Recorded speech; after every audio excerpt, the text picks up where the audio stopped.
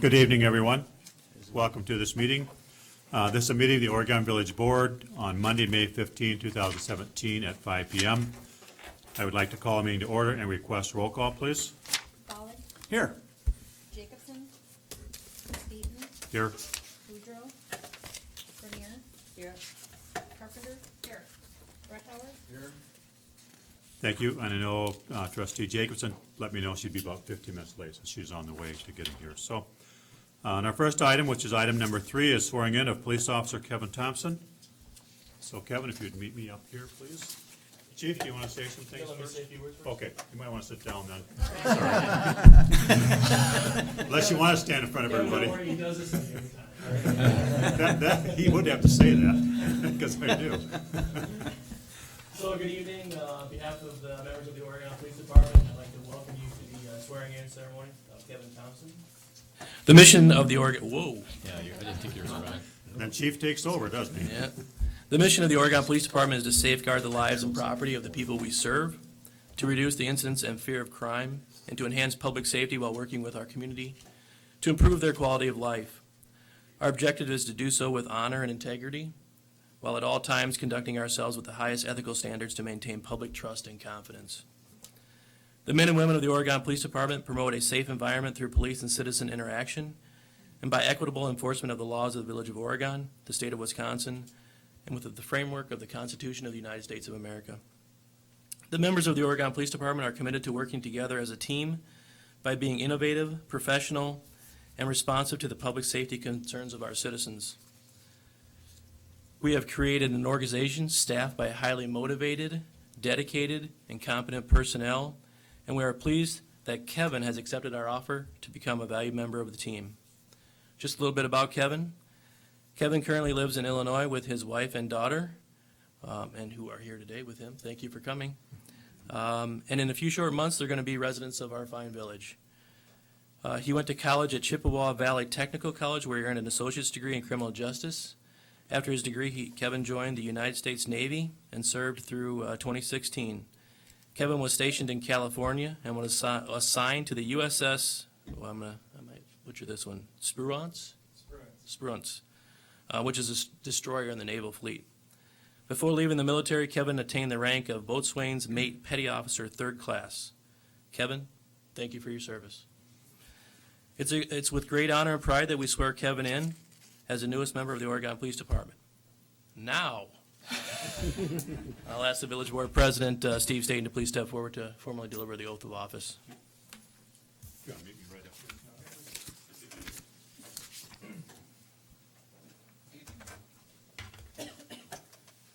First, nice to meet you. Welcome. Thanks for your service today. Thank you. Appreciate that. Some of your colleagues may have told you how to memorize this, but you don't. Okay. It's easy. So if you raise your right hand, please repeat after me. I, Kevin W. Thompson, do solemnly swear that I will support and comply with the Constitution of the United States of America, I, Kevin W. Thompson, do solemnly swear that I will support and comply with the Constitution of the United States of America, the Constitution and laws of the state of Wisconsin, the charter laws and ordinances of the Village of Oregon, the Constitution and laws of the state of Wisconsin, the charter laws and ordinances of the Village of Oregon, the rules and regulations of the Village of Oregon Police Department, the rules and regulations of the Village of Oregon Police Department, and the law enforcement code of ethics. and the law enforcement code of ethics. And I will faithfully discharge the duties of my office as a sworn officer of the Oregon Police Department. And that I will faithfully discharge the duties of my office as a sworn officer of the Oregon Police Department. I will assume my duties as of May 15, 2017. I will assume my duties as of May 15, 2017. Thank you. Congratulations. Thank you. Welcome.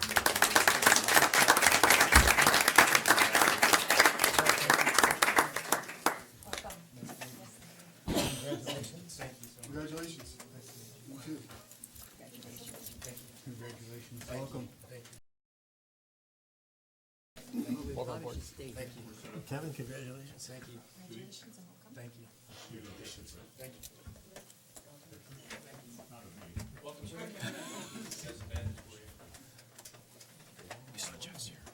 You know it.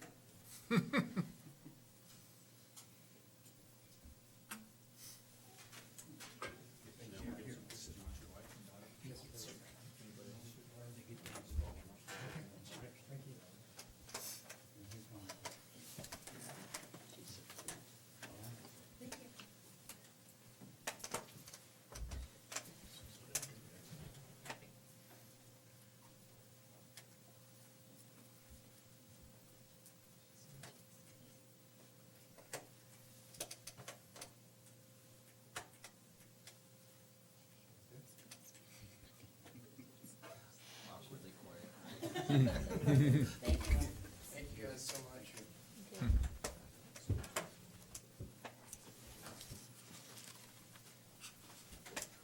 Yes. That's you.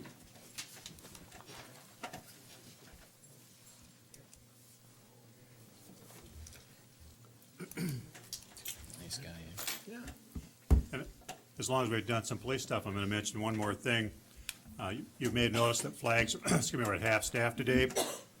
Excuse me, Governor Walker issued Executive Order Number 243 relating to a proclamation that the flag of the U.S. and the flag of the state of Wisconsin be flown at half-staff on Peace Officers Memorial Day as a mark of respect for peace officers who have given their lives in the line of duty.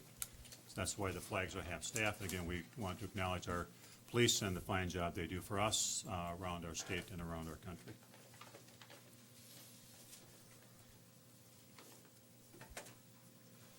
Okay, item 4 is public appearances. Item A, discussion with Jim Mann and possible action. Item 1, resolution number 17-18, authorizing the issuance and sale of $1,580,000 of general obligation promissory notes, Series 2017A. Jim, welcome. Not nearly exciting as swearing in a new officer, but you do get to have cheap interest rates today. That's something. We did conduct 2 sales on your behalf. The first is the issuance of general obligation promissory notes for various capital improvement items for the village. The resolution that was included in your packets was a draft of the resolution. After the sale today, we were actually able to downsize the issue, so you'll only be issuing $1,550,000 of general obligation promissory notes. We took bids this morning. We received 6 bids, with the low bid coming from UMB Bank out of Kansas. Blended interest rate for the 10-year notes was 1.93%. When you blend that all together with the structure that they bid, it results in a overall financing plan that will cost the taxpayers about $29,700 less than what we had shown in the planning run. Really, it's pretty much just spot on, almost to where we were in terms of our planning runs.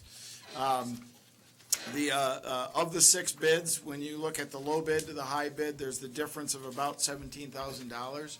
So, you know, it's one of the things that we always like to talk about, is the fact that competitive sales work in terms of getting the lowest cost for the financing going forward.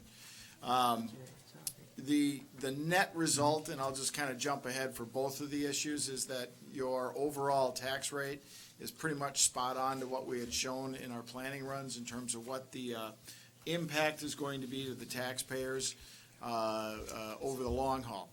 Also included in the packet is a rating report. We did go through a rating process with the rating agency Moody's Investor Service. We had a call last week. It was a fairly innocuous call from the perspective that because you've been in the market almost annually, the calls are fairly routine.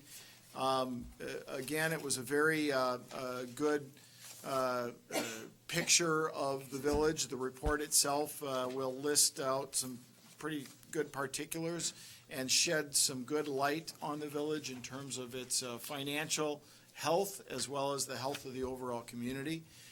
You're rated AA2. You are 2 notches below, or 1 notch basic, 2 notches below the highest rating, which is AAA. The ability for the village to move up is really hindered based upon the village's size. The size of the municipality is going to hold you back. While there's always the potential to get to a AA1 rating, that would be certainly an uphill battle and would be something that you would likely have to have an incredibly large amount of reserves. And I'm not sure that, you know, you're going to want to do that simply because you're holding the taxpayers' money at that point for what amounts to very little upside from going from a AA2 to a AA1, except for the ability to say we're a AA1 rated community. But I can't emphasize enough that through the rating process that the village is in a very good financial condition. It's managed well. The rating agencies look very favorably upon the actions that the board has been taking in terms of policies, procedures, as well as the process of going through a capital improvement plan right now. Those are all things that add to and support the level of rating that you're at. So with that, the resolution that you have in your packets is exactly the same resolution that is to be adopted tonight, except for the fact the size is different. It's $1,550,000, and the final resolution also fills in all the blanks in terms of what the year appealable tax would be on the taxpayers of the community. Okay, thank you. Any questions for Jim? So I just have a question. One of the things I heard you say, and I'm just going to ask you to clarify, you said that the fact that we're going through a capital improvement plan strengthens our rating in the eyes of the investors.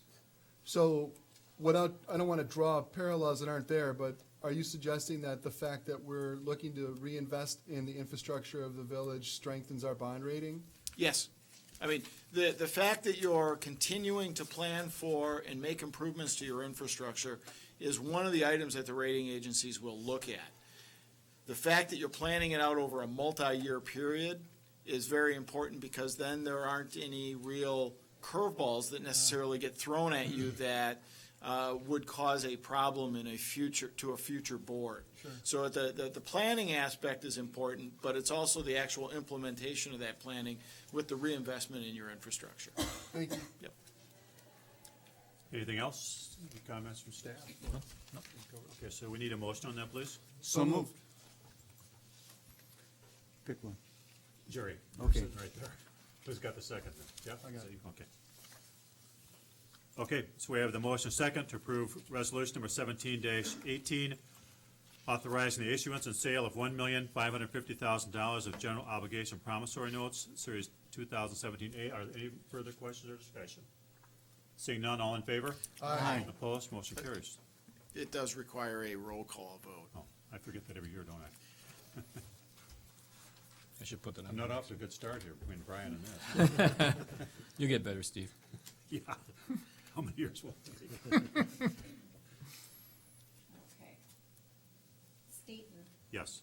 Brethauer, Yes. Carpenter, Yes. Bollig, Yes. Jacobson, Yes. Boudreaux, Yes. Grenier, Yes. Thanks. Get carried again. Okay. Go to item 2, scope of engagement with Quarles and Brady for proposed issuance of $1 million. This would be $550,000 too then, right? Yep. Yep. Okay. That's correct. General obligation promissory notes, Series 2017A. So let's do the motion right away since we're, So moved. Second? thank you. Okay, Jim? This is just the engagement with Quarles and Brady, who provided all the legal work associated with the bond issuance. They did the resolutions, and will file the appropriate tax opinions to make sure these are qualified tax exempt obligations. Okay. Are there questions? Is there much change from year to year in this regard? No. There is not. But there is the need to adopt the resolution in the proper form, and there is the need to have somebody actually write the opinion that says these are qualified tax exempt obligations in the eyes of the IRS as well as the investors. Thank you. Anything else? Is this roll call also? It is not. Okay. So we have any further questions or comments, anyone? Okay, so we have the motion second for the scope of engagement with Quarles and Brady for the proposed issuance of $1,550,000 of general obligation promissory notes, Series 2017A. All in favor? Aye. Opposed? Motion carries. Thank you. Item 3 is resolution number 17-19, and this goes to $1,950,000. Correct. That's right, okay. For the sale of $1,950,000 general obligation corporate purpose bonds, Series 2017B. Do we have a motion? so moved. Second? Thank you. Okay, Similar to the notes, we did conduct a sale earlier this morning for the purpose of financing the $1,950,000 for library projects, water projects, sewer projects, and tax increment district number 3 projects. We received 5 bids. So one bid less. However, the winning bidder, Baird, out of Milwaukee, Wisconsin, they bring along 24 different underwriters to the table. So their one bid includes 25 underwriters from across the nation bidding on, we call it a syndicate, bidding on the issue. The low bid for the 20-year obligations was 2.78%, so about 1% higher than what the notes is, but that's simply because you're going out much longer on the yield curve. You're going from a 10-year obligation to a 20-year obligation. When you boil the bidding structure down that the Baird put together, this results in about an issue that's going to be about $39,000 less than what we had shown in the planning run. Basically, the same comments that I had made in the notes carry forward. We were aggregating the overall impact, and we were basically in our planning runs right on what we ended up in terms of the marketplace. I would say that, again, the competitive sale worked to your advantage. The difference between the low and the high bid was about $32,000 in terms of costs. Okay, thank you. Are there questions on this or comments? Okay, seeing none, we have resolution number 17-19 with a motion second for the sale of $1,950,000 of general obligation corporate purpose bonds, series 2017B. Roll call, please. Jacobson, Yes. Folly, Yes. Boudreaux, Yes. Grenier, Yes. Carpenter, Yes. Staton, Yes. Breckhart, Yes. Thank you. That motion passes. Takes us to item 4, scope of engagement with Quarles and Brady for proposed issuance of $1,950,000 general obligation corporate purpose bonds, series 2017B. I'll make a motion to approve that. Thank you. Second? Thank you. Same as before, this is the legal work associated with the issuance of bonds. There's a little more work that goes into this than, that goes into issuing corporate purpose bonds than just simply issuing notes. But again, the real important piece is the tax opinion that Quarles issues that says these are qualified tax exempt obligations. Yes, thank you.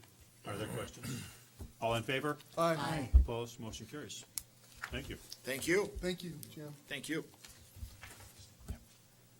That takes us to item 4B, further discussion regarding debt service for 2018, 2022 capital improvement plan and the new library debt service.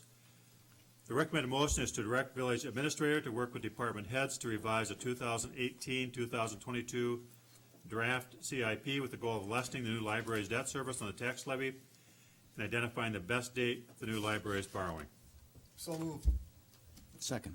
Thank you. Any comments from staff here? I think we just wanted to get, I guess I wanted to get some direction from the board, because it's Yeah. gonna take some work, working with Jim to do that, and it doesn't mean that we bring it back, you're gonna adopt it, but we do wanna take a shot at trying to get the best of both worlds, where the board can adopt the CIP and also borrow the money for the library at Yeah. the appropriate time. This is kind of what we've been talking about for the last few weeks to kind of narrow that down Right. and see Yep. where we're headed. So, So part of this is to update the capital improvement plan, right? So I presented the draft, well, we presented the draft Right. maybe about a month and a half ago, so we're gonna take that and revise that to try to, when we borrow for the library, reduce the impact if we can. And with Jim's help, we'll try to identify the best year to borrow for the library. So we're gonna update the plan we just finished a couple Well, months ago. it wasn't finished. That was a very, very rough CIP, Okay, yeah.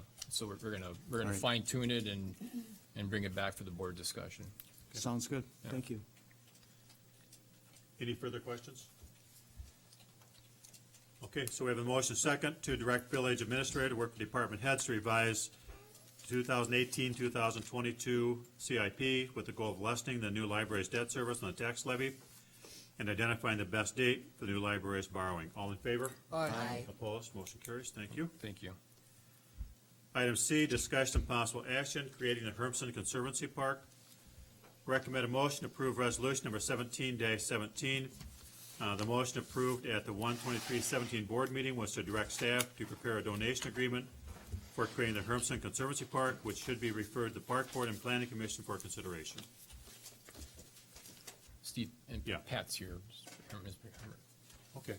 So I talked. Okay, do you want to come forward and kind of explain for people here as well as the public on TV. Welcome. Welcome. Thank you. So if you want to just explain for folks.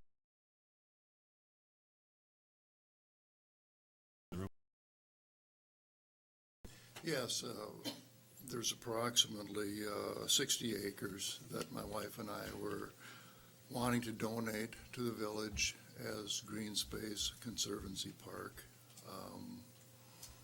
We've been talking off and on with the village for 2 years, and I guess we'd like to go to the next level if it seems as though there is interest. And at this point, I guess what we need is, if you're in favor of that, then we go to the next level and have the attorneys, my estate attorney, talk to your village attorney, and the wording and the language that would be a mutual understanding agreement. Okay. So other questions? Or- Yes, Go ahead, Jerry. I guess I have a question for staff. Is this a binding agreement? Not at this point. At this Okay. point, the resolution before the board is an expression of the board's, basically what the resolution says is that the board is very excited about the prospect of this donation and directs staff to send a letter to the Hermsons. The letter, is that in there? Oh, the letter indicates that, let's see here, that the board is enthusiastic about this land becoming parkland and open space, benefiting the village's residents for years to come, indicating that we think highly of the Natural Heritage Land Trust and is supportive of the plan to keep the land in its natural state using a conservation easement. As I understand it, that's still the intention. That's right, correct. So the landowners, the Hermsons, would convey what's called a conservation easement to the Natural Heritage Land Trust as a third-party holder of that easement. And what that effectively does is prevents development of the land and imposes some limitations on what can happen. That hasn't happened yet, but as I understand it, you're working on it. So this letter indicates that the village is enthusiastic about the steps that you're taking, supportive of those steps.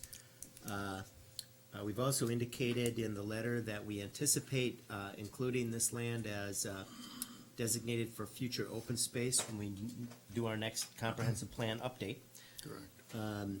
And then I indicate that this board can't predict how a future board is going to react. So if the way this is ultimately structured is a donation upon death, that a future board would have to finalize, we can't predict how that would happen, but certainly this board is supportive of that. Now, if that's the direction that this continues to go, if that's the approach you want to take, I think that's kind of what we can say at this point. And I know we're certainly happy to continue to see if you want to rethink how you're approaching this and have us meet with you and your estate planning attorney to do things differently. We can certainly have that discussion as well. But Right. But this is kind of Well, where the we are fact now. that this board is interested, but maybe 15 years from now or whatever, we pass away, the other board, the new board is not. I can't believe that this type of thing hasn't happened before in municipalities where there's firm language, where it's a set, not a You mean contract, but a binding situation. Yeah, well, I guess as we understand your intentions, you're wanting to make the donation in the future. And the letter we received from your attorney simply requested that we indicate our intention and desire to accept the gift at the time it is offered in the future. And so this is kind of the most we can say in response to that. If you're interested in exploring whether there's a way to create a binding commitment now that would bind a future board to accept a future donation, again, we're happy to explore that with you and with your estate planning council. It's just Right. I'm kind of trying to feel my way with. I don't want to step on your toes and get ahead of where you guys are in your process. So No, I think we're at the same place. I think that we need my council and the village's council to talk and figure that part out. Yeah. Would you like the board tonight to adopt this resolution and also then move forward with further discussions about formalizing this in some way? Or do you feel that we should just not even act on this resolution tonight? Again, this resolution indicates that this board is supportive of you, of what you're doing.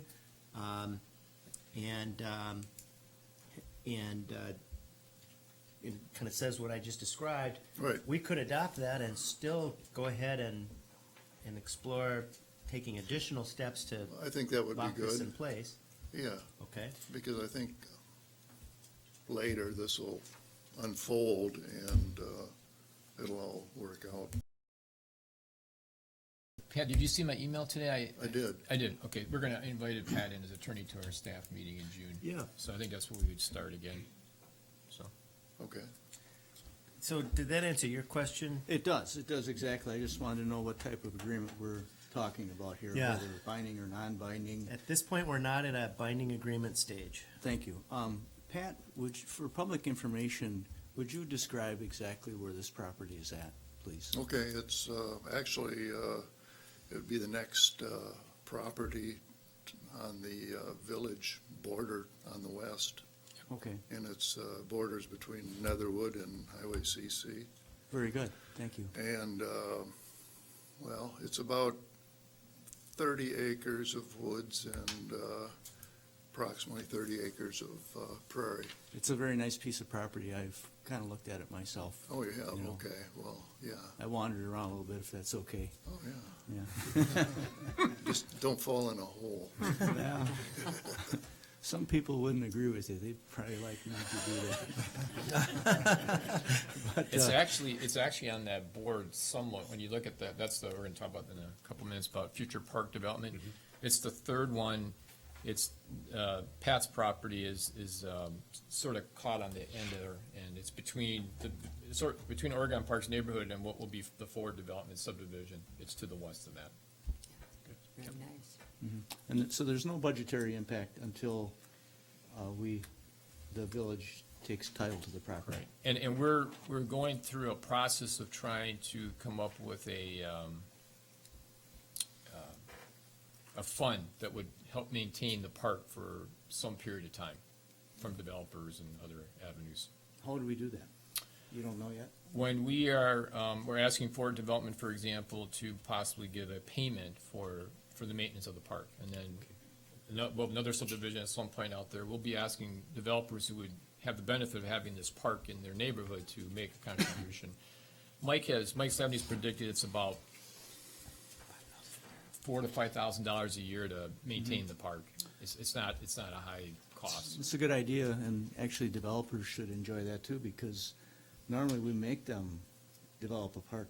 Well, this would not come into play. They still have to provide parkland or fee in lieu. Okay. This is an addition to that. Okay. Yeah.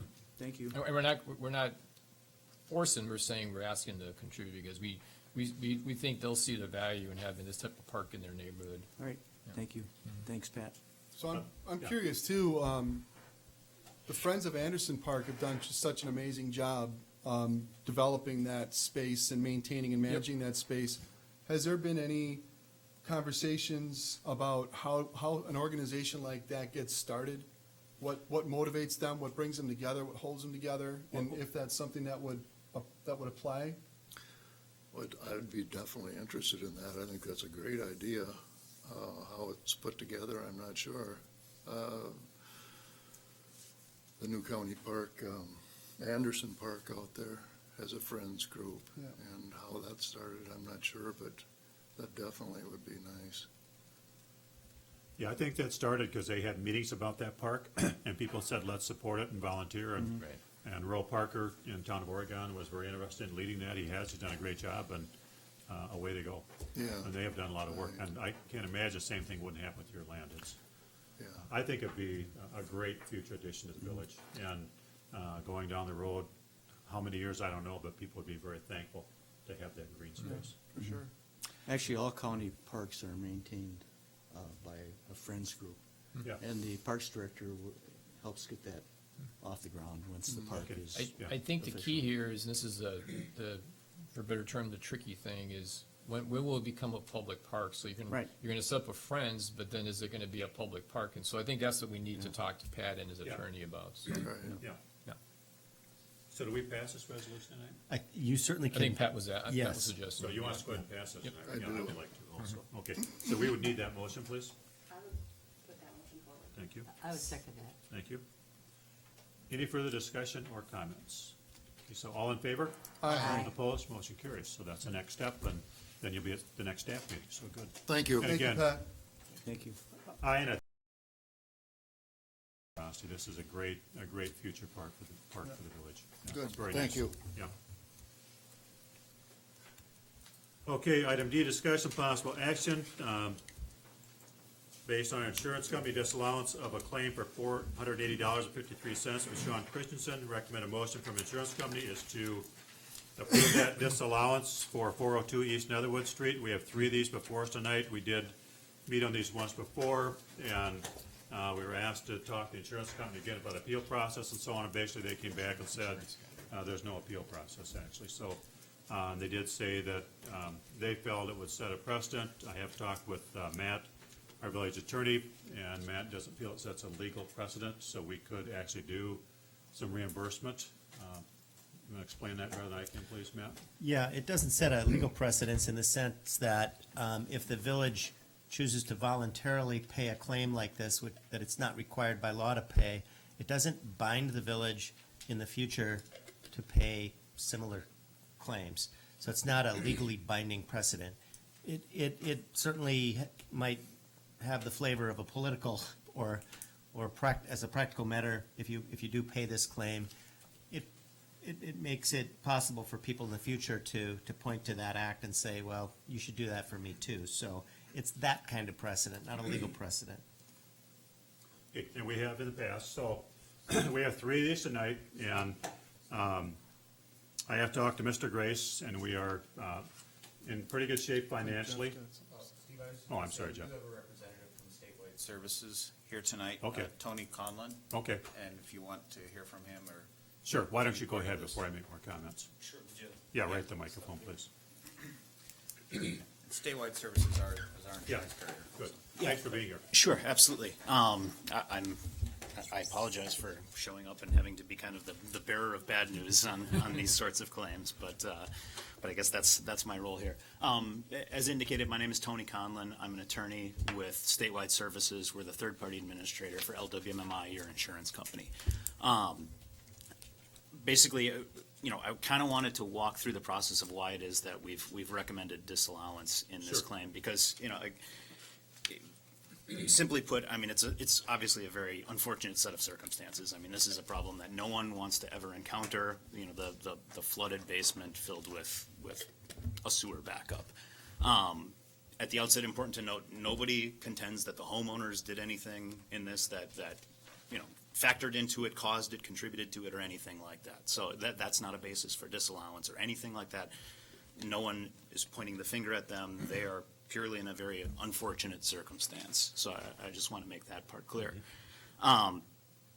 As far as to kind of walk through, would it be valuable to just kind of walk through the circumstances of it? Yeah. The backup at issue occurred March 5th of 2017. When the Public Works went out there to inspect what had happened or what had caused it, they went down, into the sewer main or took a look in there, tracked down past the manhole where it was filling up with water, and ultimately determined that there was a clog. Essentially, someone had flushed wet wipes or sanitary wipes that had become caught in the main or caught in some tree roots there. That had formed a blockage that backed up the main and caused the backup into the residence at issue here, and it was several residents. There, at least in one of these, and I don't know if the Tennysons are here. Okay, my understanding is that there had been 2 backups in the past in that particular location, so that one wasn't an isolated incident. And the basis of those, in November of 2011, There was a clog, again, in the main. That one, it was essentially of unknown origin. Nobody knows. It was jetted out and it flushed out, but there wasn't an actual cause of, no one identified the actual object that blocked the sewer main in that situation. And then again in November of 2013, someone had apparently flushed a pair of underwear, and it was determined that that had caused the blockage at issue there. So I point that out because it's important to note that there wasn't any sort of one recurring thing. It's not like there is one problem that keeps appearing that's causing these blockages. It's that someone at some point flushed something down the toilet that they shouldn't have, and that became clogged, and that's what gave rise to the blockage. So it's not something that necessarily anyone's in a position to guard against. And that's important because the concept, as the liability insurer, we're here to provide liability insurance. And that means to pay, legal obligations that the municipality might be responsible for. As much as we feel bad for people who suffer injuries or sustain damages, that's not what liability insurance is for. It doesn't provide coverage for just when bad things happen. It provides coverage for when you're legally liable for something bad that happens. I can just kind of briefly explain a little bit in terms of discretionary immunity. My understanding is that our analysis indicates that the municipality has a program where inspections are conducted and different areas of the village are jetted out. The sewer mains are jetted out approximately every 3 years. That's not a set in stone rule where this will happen on this date or that it's going to happen every 3 years. And that's perfectly fine. That's important to note as well. There is no sort of legal requirement that a municipality, inspect and jet their sewers every year or every 2 years or every 3 years. There's not a requirement that it be done at all. And the reason is that, the law recognizes municipalities have limited time, limited budgets as far as where and when they can do these sorts of inspections. It's perfectly reasonable to have no inspection plan at all and to simply jet out and fix problems as they occur. That's a perfectly legal and reasonable approach to handling these sorts of things. Which kind of leads me to the idea of discretionary immunity. That the law recognizes that municipalities are faced with inspecting and maintaining large amounts of land and property and signs and streets and sidewalks and all of those sorts of things. And therefore, the municipality is entitled to discretionary immunity if they are kind of following those standard procedures. And again, doing the best that they can. The idea being that a municipality isn't going to be legally responsible if a tree branch falls off onto someone's car, unless there was actual knowledge that that tree branch was a problem, that it was a danger, it was known that something like this could happen, and somebody failed to guard against it.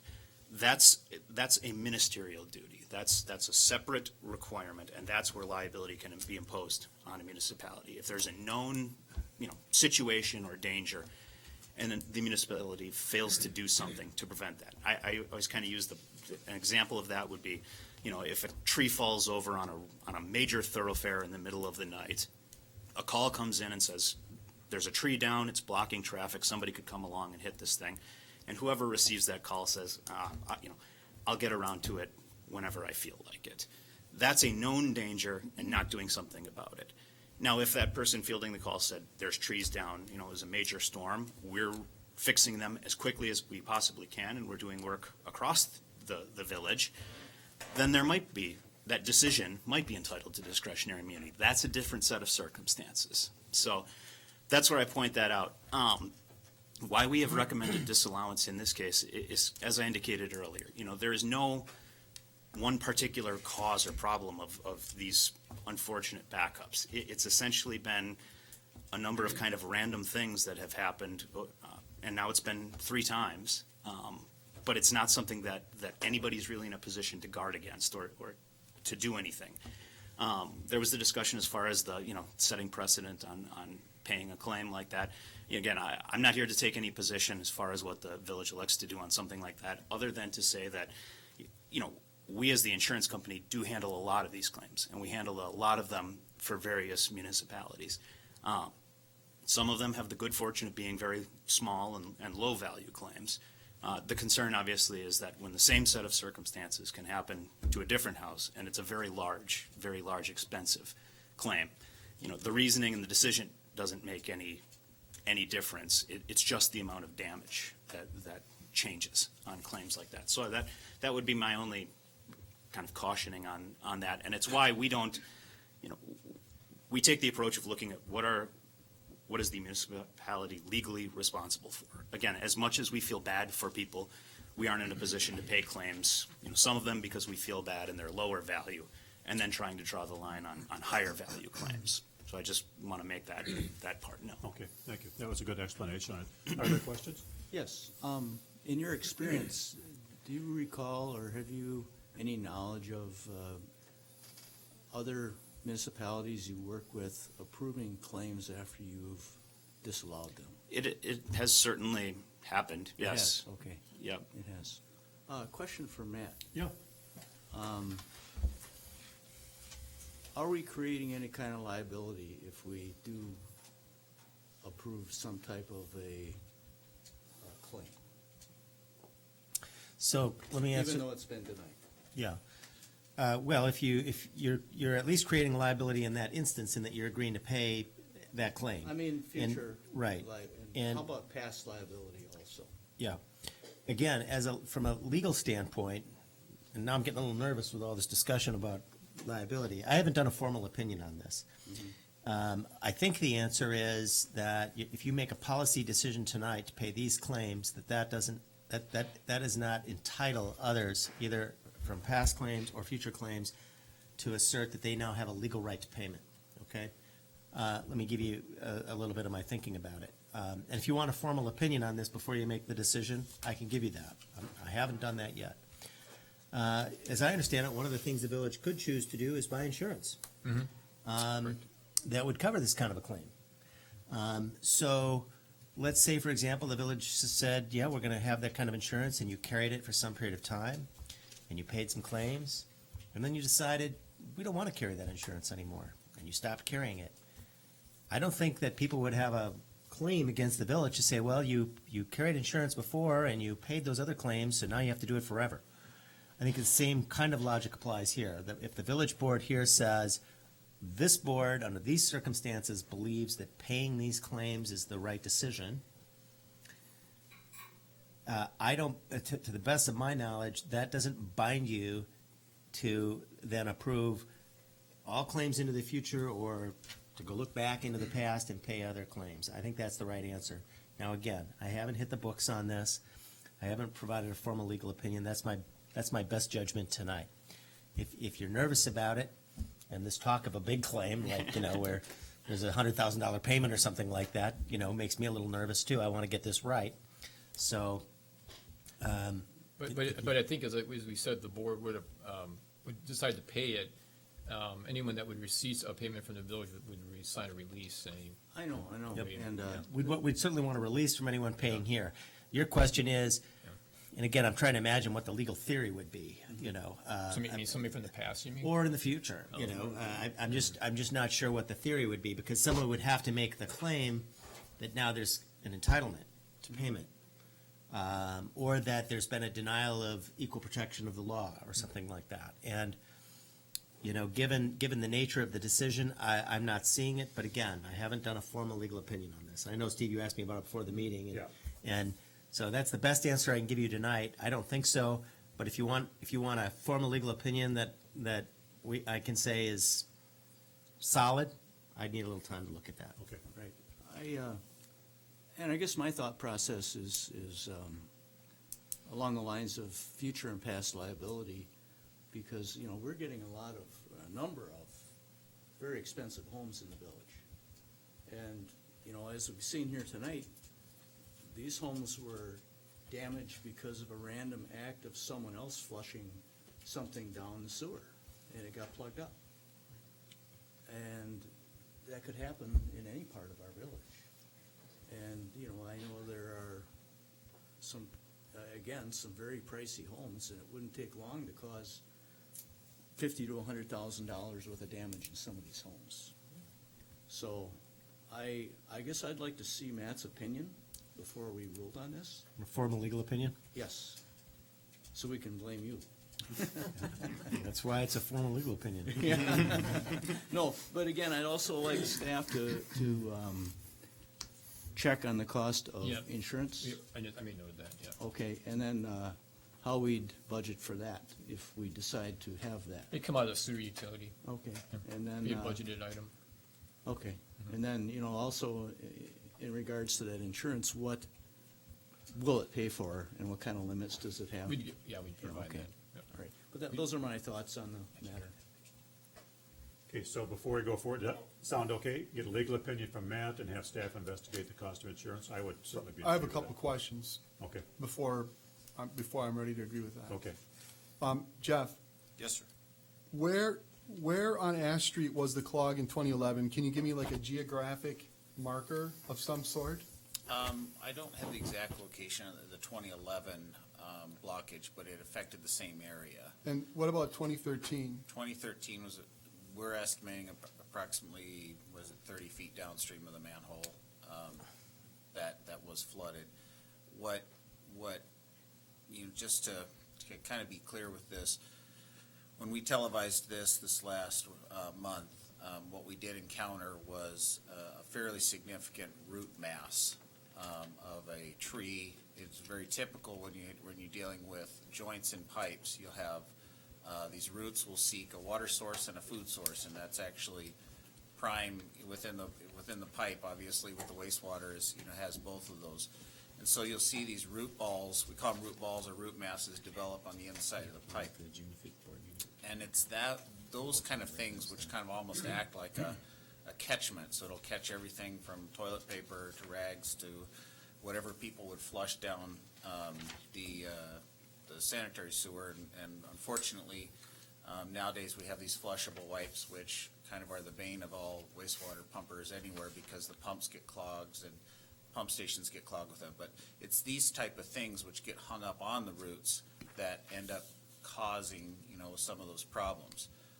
You don't know that until you videotape that and can actually see that, or if you happen to be running a cutter up the line and you see this big root ball come by, or you suck it up in the truck and you see it, then you can confirm. We were not aware of the root ball until because of the previous problems when you're jetting an area. We had a small jetter trailer at the time, and you're jetting it.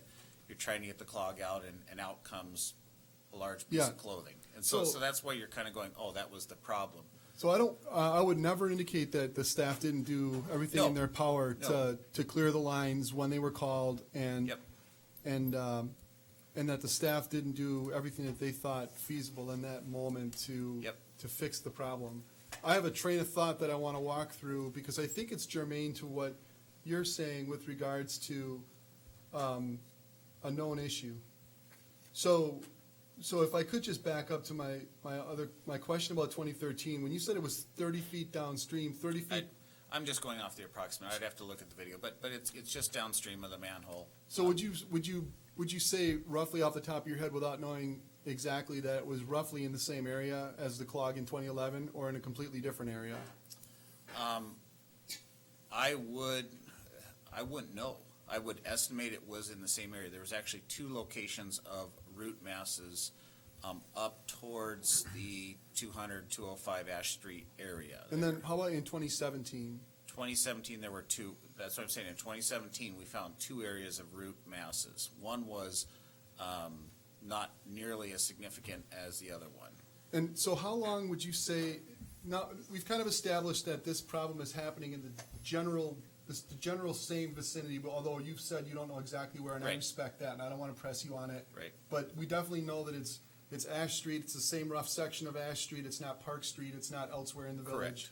Correct. And it's recurring every couple of years, or every few years.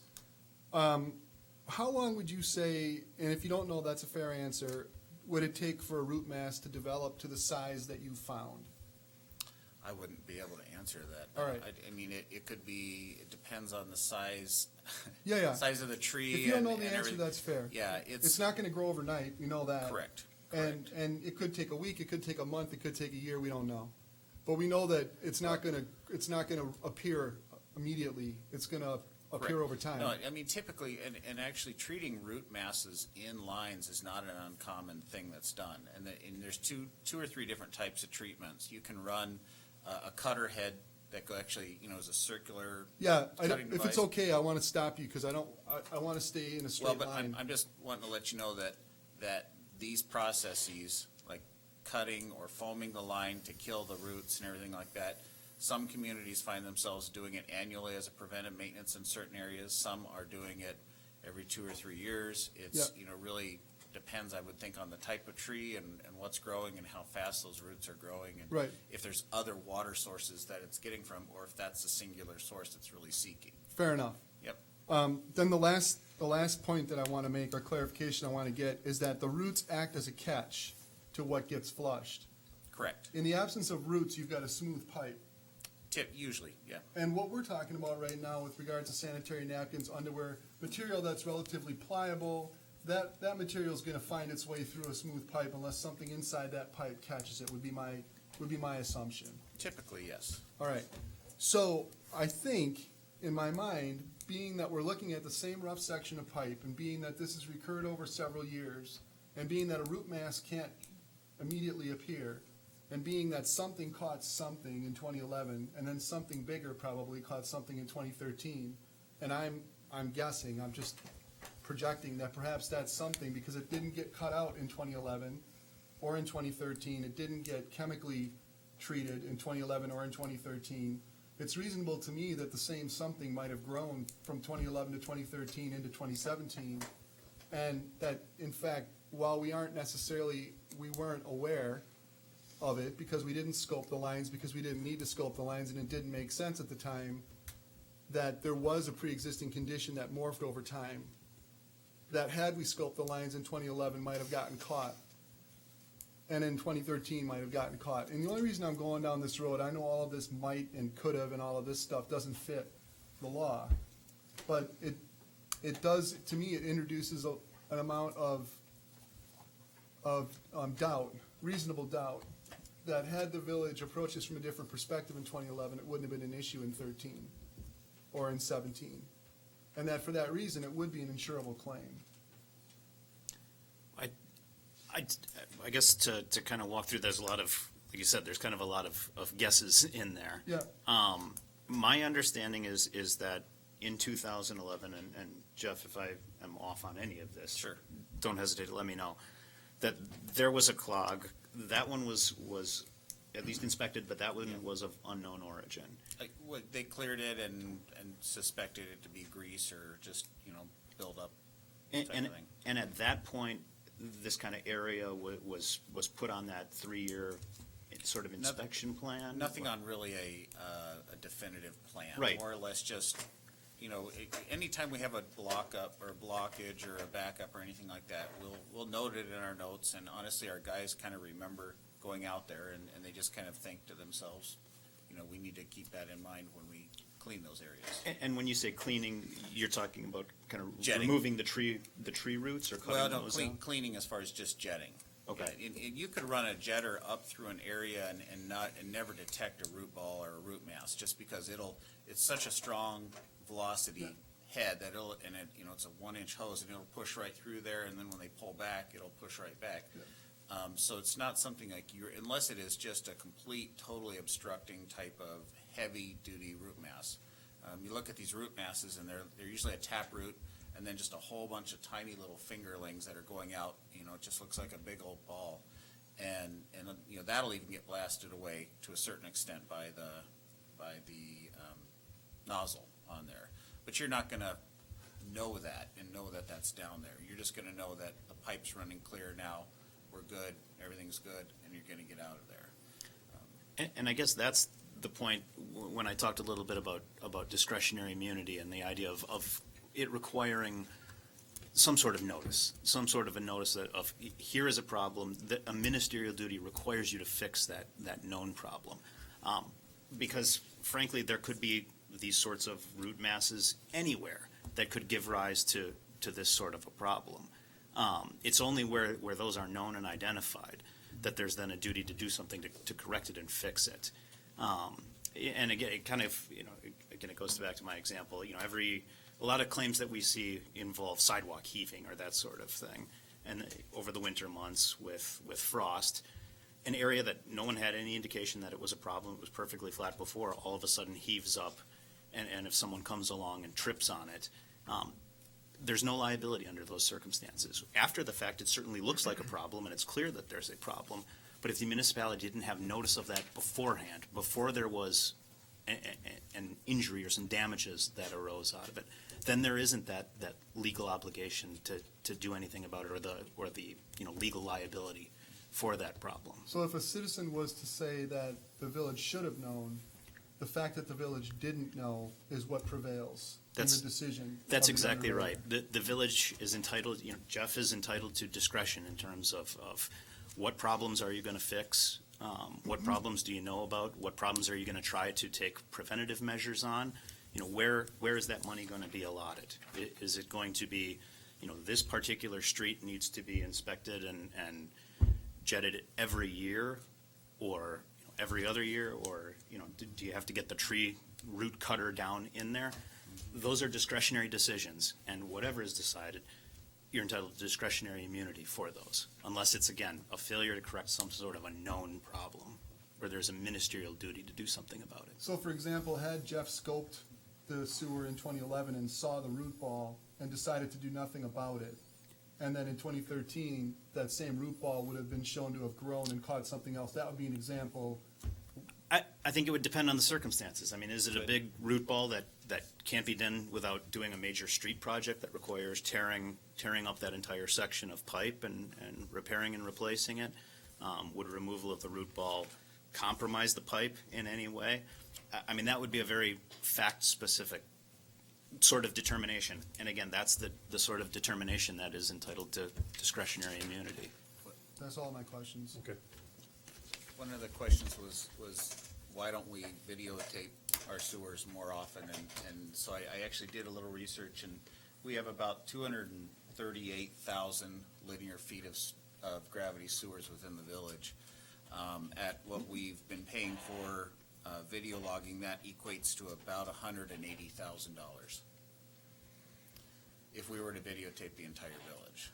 And that's not something we have in our budget time. I mean, because not only that, that's just the time to have someone go out and look at it, not the time to review all the videotapes and have the staff to go back and address all those areas. So it's a significant effort. Yeah, thanks for looking at that, Jeff. If I may, one other point, just because it was asked earlier, and I think it was you that mentioned right at the outset about any sort of appeal process. Disallowance is merely the first step in terms of the next available option. If any of the homeowners, depending upon the size of the losses that they incurred, elected to pursue any sort of formal legal action, they would be free to do so. They're unable to do so until the claim is either statutorily disallowed or disallowed by you. So I just want to make that known, that there is, an additional appeal process that would come in the form of a legal proceeding. Okay, thank you. So any questions right now, or go back? Doug, go ahead. I have a question regarding homeowners insurance. What would be your view on the role that plays in these kinds of losses? In many circumstances, do people have some level or limit of homeowners insurance? I mean, is it available for purchase? Yes. Often it's set at, certain limits, and you're limited as far as what you can buy in that amount, but that it typically does provide coverage for these sorts of circumstances. So I guess I can very generally ask that. I have no information regarding the specific homeowners. I think personally, I think it's like $10,000 in coverage for sewer backup coverage. So with this being the third time that this has happened now, is it now considered a known area that if it were to happen in the future, like it's legally known that this is a bad area? I mean, I guess that's something of a difficult, question to answer in terms of, what's causing this. Under one view, which was as presented, perhaps there's a tree root down there that is sufficient in size to catch anything that goes by. That doesn't appear to be the case, in that it certainly went for a long time without any sort of problem, and then it's gone for stretches of 3 years without any sort of a problem. The 2013 claim, the one that kind of falls in the middle, it was I think a pair of underwear that caused the backup. That was something sizable that is going to create a blockage if it catches on anything. I don't know that it caught on that particular same section of route or anything like that. My thought is no, that these are all somewhat distinct. That being said, and again, this is where Jeff and his department are often going to be entitled to immunity in terms of determining, all right, what is the cause of this, and is there a way that we can remedy it? What's it going to cost? Is it something that can be resolved through increased inspection on that particular street? Those are decisions that require the exercise of discretion, and often that exercise of discretion is entitled to immunity. Can I just ask a question? go ahead, Matt. So, I'm sorry, Jeff, help me out. So, in the aftermath of this most recent blockage, was something done to evaluate did you say there was a root ball there that was Yes. identified? Yeah, we actually went out we knew we had to clean it, but then we also did call a video service to come out and, first of all, videotape it, and then while the video service was out there, we actually had the vac truck out there and worked that area back and forth numerous times to be able to blast as many roots out as possible. So, what are you able to say about the condition of that pipe now in the wake of having done that work? Are you able to say, for example, it's root-free? It is not, at least in that no, section? it is not root-free in that section, and what we're working with right now is either cutting or foaming of that. And so we're getting our root. Like as a maintenance program? Not as a maintenance program, as in, follow-up right cleaning? now I'm comfortable that the roots that have been removed with the jetting are not causing an imminent danger to the homes. If there were anything, like that, I would be out there. But what I've requested from our public works staff is to take the root cutter out, root cut those lines, and there's some issues. We're working with the nozzles and the new truck and getting that root cutter fit to that truck and everything. And if that's not successful, then we'll come back and we'll actually foam the line and kill that, and then you come back and blast the dead roots away. But the roots, the really only true way to get rid of roots would be to completely line the entire line, and then you eliminate the joints, and it's basically one solid continuous liner the entire way. But that would only eliminate the roots in that section. There's numerous other sections in the village that I are. was gonna say. So with respect to this section of pipe, though, Yes, which is kind of what we're talking about. yes, As a result of the work that you're in the process of doing now, you'll be able to say, we believe that we've now addressed the problem of the roots such that we don't, in other words, if it were a sidewalk, and we knew we had a tripping hazard, and you repaired the sidewalk, and so you could look at it and say, now we're good. The tripping hazard is gone. So in other words, is the tripping hazard gonna be gone from the pipe? The known tripping hazard, is the Correct. known problem gonna be corrected? yes. Okay, so back to your question, once staff can say, the known problem that was identified has now been corrected, then if there were to be another blockage, again, one that couldn't be foreseen as a result of the work that's been done, something else happens 3 years from now, there wouldn't be liability from that, again, because the village would have taken the steps that it could to correct the problem, to fix the problem, and there isn't a requirement, again, that Jeff Correct. and his group go in there every year and keep looking at it. You folks could choose, as a matter of policy, to say, no, we want to do that. We want to spend the money every year to look to that, to prevent that from happening. You could make that choice. But the immunity issue comes into play in the sense that you're not legally required to make that choice. You're not required to prevent potential harms from occurring wherever possible by spending whatever's necessary to do that. That's where the immunity doctrine comes into play. But what you are required to do is, when you see the tripping hazard on the sidewalk, or you know there's a known problem in the sewer pipe that is gonna cause a problem, then you have to fix that. But what I'm hearing is, That's being fixed. Right. The only thing, according to talking to Doug, who's with Statewide, has indicated if you have a list, if you've developed a list that says we need to clean this section of pipe every 2 years, and we're not cleaning that every 2 years, that opens us up to. Because you're not following your policy. We're not following our policy.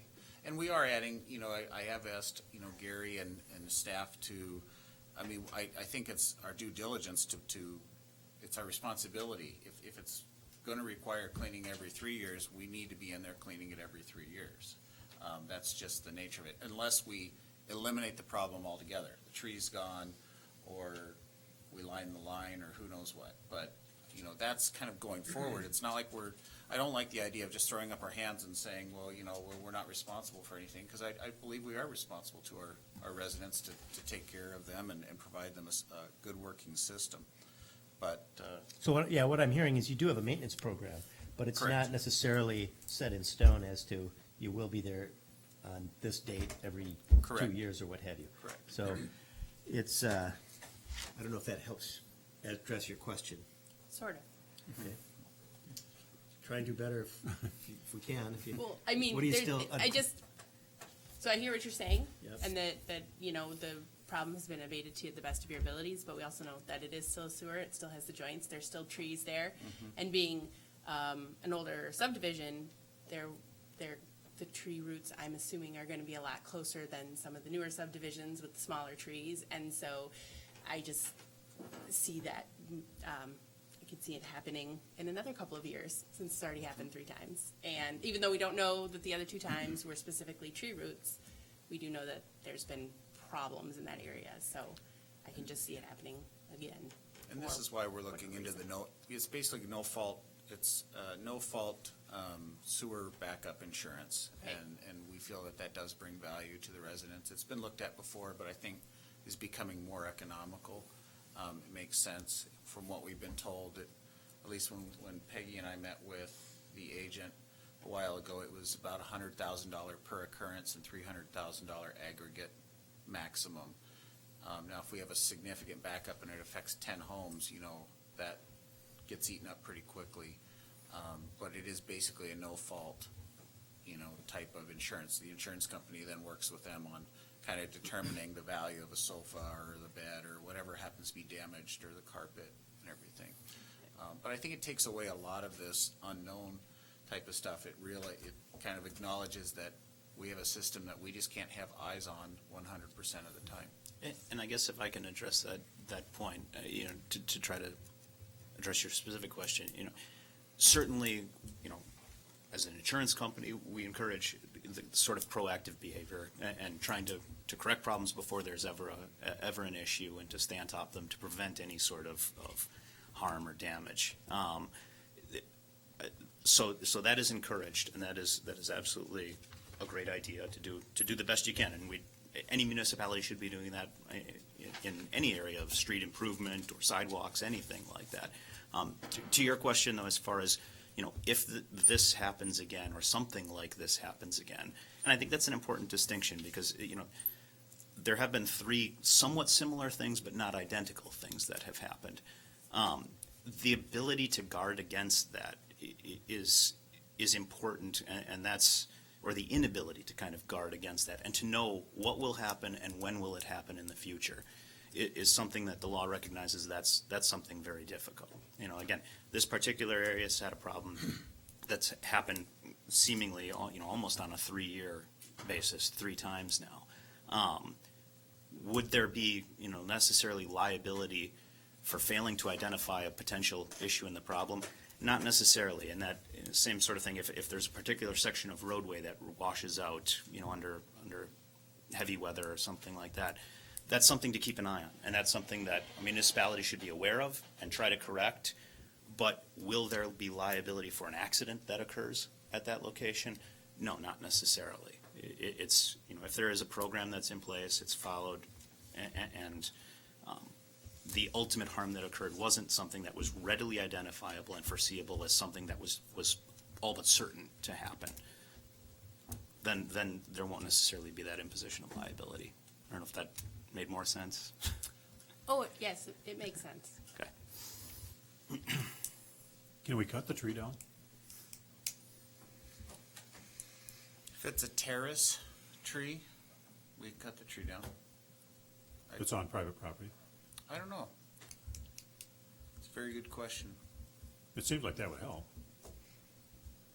Maybe I'm too Well- simple-minded, but it's, Well, it's probably a second tree too that's further down, because there were two sections of roots. And typically, we don't go around cutting the tree down, because that may be just a very small portion of its Yeah. root system. okay. Are they ash trees? An ash tree, right? They are, they're done for anyhow. Yeah, I don't know. Another thing we could do in terms of proactive measures along those lines are send out an educational piece to residents up and down that street. Because it's clear that there's a resident somewhere that doesn't understand what should be and shouldn't be flushed. And maybe that would help prevent this in the future. Yeah, it's just, I'm amazed. I've worked around wastewater pumping stations and, you know, the stuff that they have to put at the headworks of wastewater plants, you know, could literally grind cars, you know, because of what people flush down sewers. And it's not just soft stuff like sheets, it's 2x4s and, rocks and other stuff that just ends up in the sewers, surprisingly so. That, yeah. Fortunately, my involvement is reviewing it from a desk, but I can agree with that We comment. can take a field trip sometime if you want to go look in a sewage or a pumping station Yeah, I'm pretty good. right before dinner. So with regard to the motion to disallow, is there any reason that we wouldn't make that motion and accept that motion to disallow? Because I think if we would come back and decide to do something as a board for these homeowners, it wouldn't have anything to do with the disallowance of the claim. That Right. would be done. Yeah. And the other reason is that if the homeowners do want to take another step forward, they can't do it until we disallow the insurance Yeah. claim. So I think it's unfair for us to hold the process up. You're referring to the repeal process. Well, what I'm referring to is making a motion to approve the disallowance. No, but I mean, for the homeowners to appeal. after- They can't appeal. What they can do at this point is they Lawsuit. can go to a lawsuit. Yeah. But they can't do that until we accept the disallowance, Yeah. is what I understand. That you is said. correct, and the only thing I would caution you there, and again, I'm not serving as your municipal attorney in any way, but that the homeowners would have 6 months to file a lawsuit. So, you know, if there was going to be any sort of you know, delay or decision, if the municipality was going to do that, I would just caution you against anything that would string out the homeowners, you know, that might, where, I would hate for them to encounter the statute of limitations because they were waiting on you to do something or to make a different determination. Okay, so in response to that, Jeff, kind of here's my thought right now, subject to our discussion going forward, that we would, as Jerry asked, we'd have Matt research what impact this is going forward, so we have a legal opinion on that, so we know. Have staff investigate the insurance, so we know what the details are on that. And then I would suggest that we, on the claim for $480.53, that after disallowing, and see what Matt comes back with, if that's okay, that we pay that. The claim for $1,435, if what comes back from Matt again is okay, we pay that. The claim for $17,304.67, again, if it comes back okay from Matt, that we pay $5,000. But you would bring that forward as a separate motion after After Matt we hear does some from due Matt, diligence. yeah, But yeah. as far as tonight goes, we would approve the disallowance of the Yes. claim so that we can put that to bed. Yeah. And allow us to move forward and also Yeah. allow the homeowners to move forward. Yeah. Is that a motion? That's definitely a motion. I'll second that. Okay, so that motion is to approve the disallowance for Sean Christensen claim at 402 East Netherwood Street, Oregon, Wisconsin, is that right? If you want There to are take them three of these. individually. Yeah, we do. Yep. Okay, so we have a motion second on that, on item 4D. Is there any discussion? Who did the second that? We had, Oh, Jeremy. Yeah, we got a Oh, second. I'm sorry. Yeah, I didn't hear that. Thank you. Any discussion on that? All in favor? Aye. Opposed? Motion carries. On item D, discussion and possible action, disallowance of claim of $17,304.67 from Debbie Tennyson.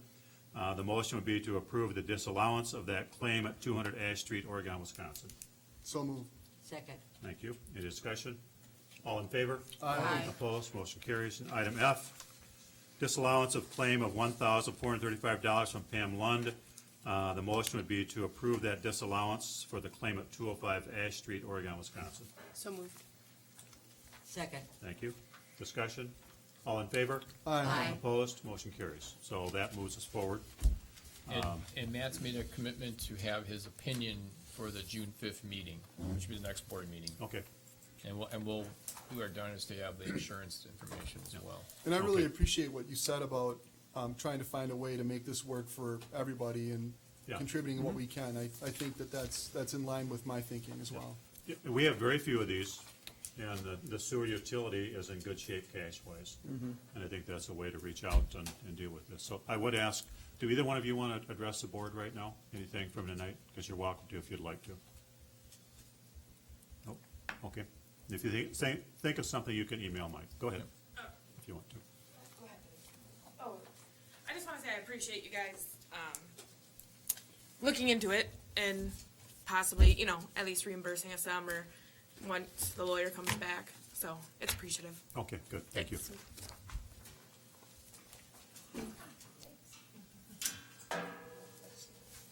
I guess the only other thing I'd like to say, I appreciate it too. I mean, this is the third time for me.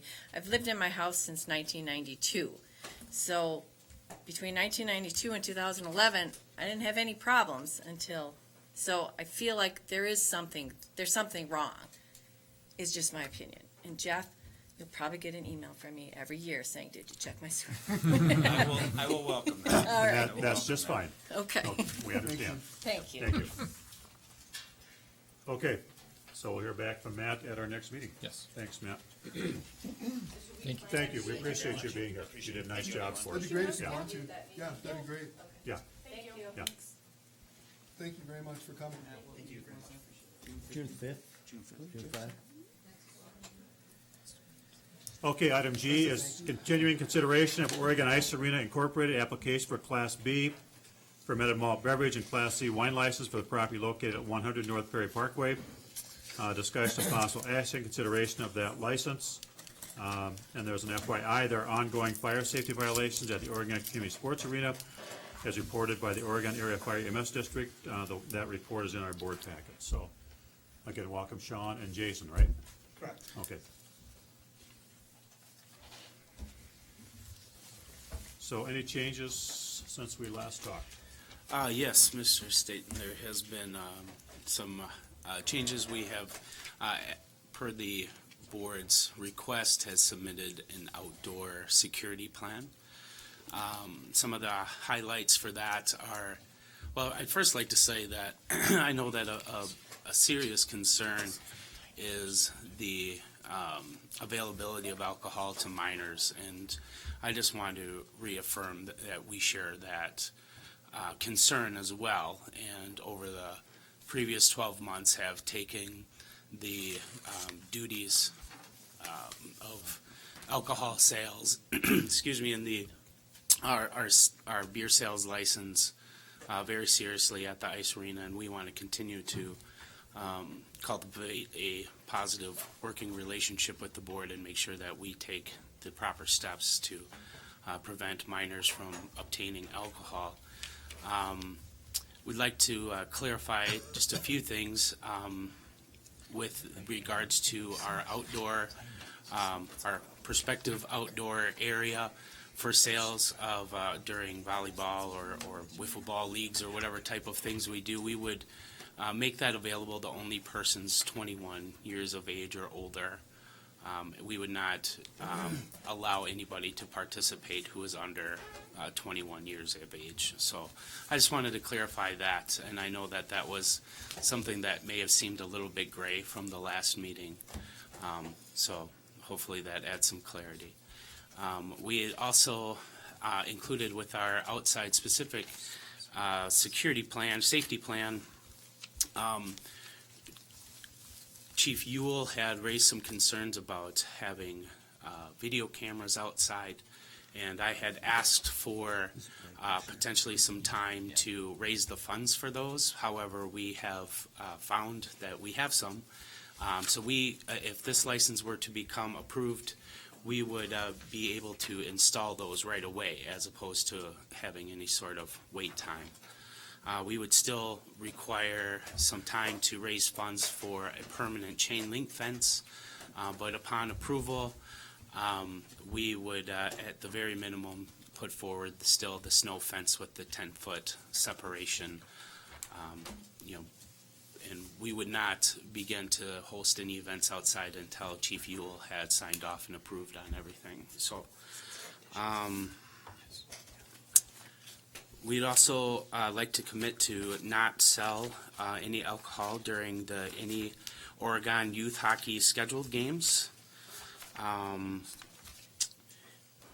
We would also like to affirm that we would have a licensed bartender inside and outside where any alcohol is sold, as well as have all of our staff trained to check IDs. And in addition, any large-scale events, which would be like 75 persons or more, we would also include wristbands or stamps or some sort of mechanism for identifying persons who are 21 years or older. We would also self-impose, or per the board's discretion, I guess, we would not serve before 6 p.m. Nor after 10 p.m. on any weekday. And we would not sell before 12 o'clock noon, nor after 10 p.m. on any weekend. I know that we had discussed, or there's a concern about the Oregon Ice Arena becoming a bar, and that's not what we are trying to be. We are just trying to be a venue where people can have some food and have some entertainment, and we also so happen to have hockey games there too. And we hope that these standards that we're changes, that these meet or even exceed. Thanks for working on that. So, questions, comments from folks? I actually have a question for the chief.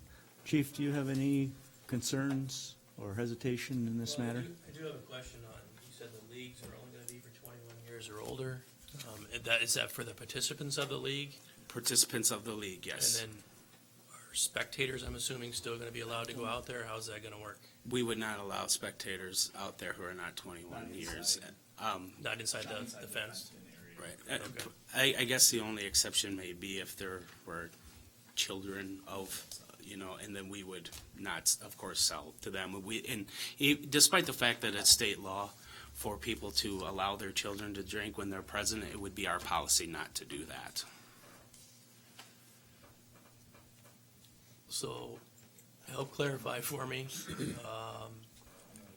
21 years of age or older, but if they have children, they're going to be allowed out there? I'm confused.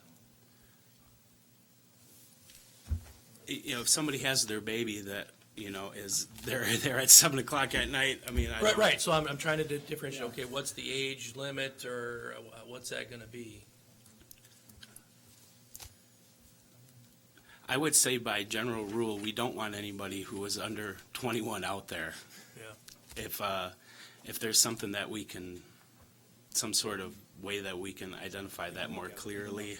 Yeah, I think you're going to have to try and do that. I think it's going to be very difficult for friends and family and things like that who want to come out and watch these leagues and watch the wiffle ball tournament or whatever it is, not to have younger kids there. So that's going to be up to something that you want to establish. If you're going to make that rule, you have to make it known, and then I don't know how you're going to enforce that and how that's going to work. So that might be something to consider yet. Yeah. We would take your advice on that, Chief, for sure. I appreciate that.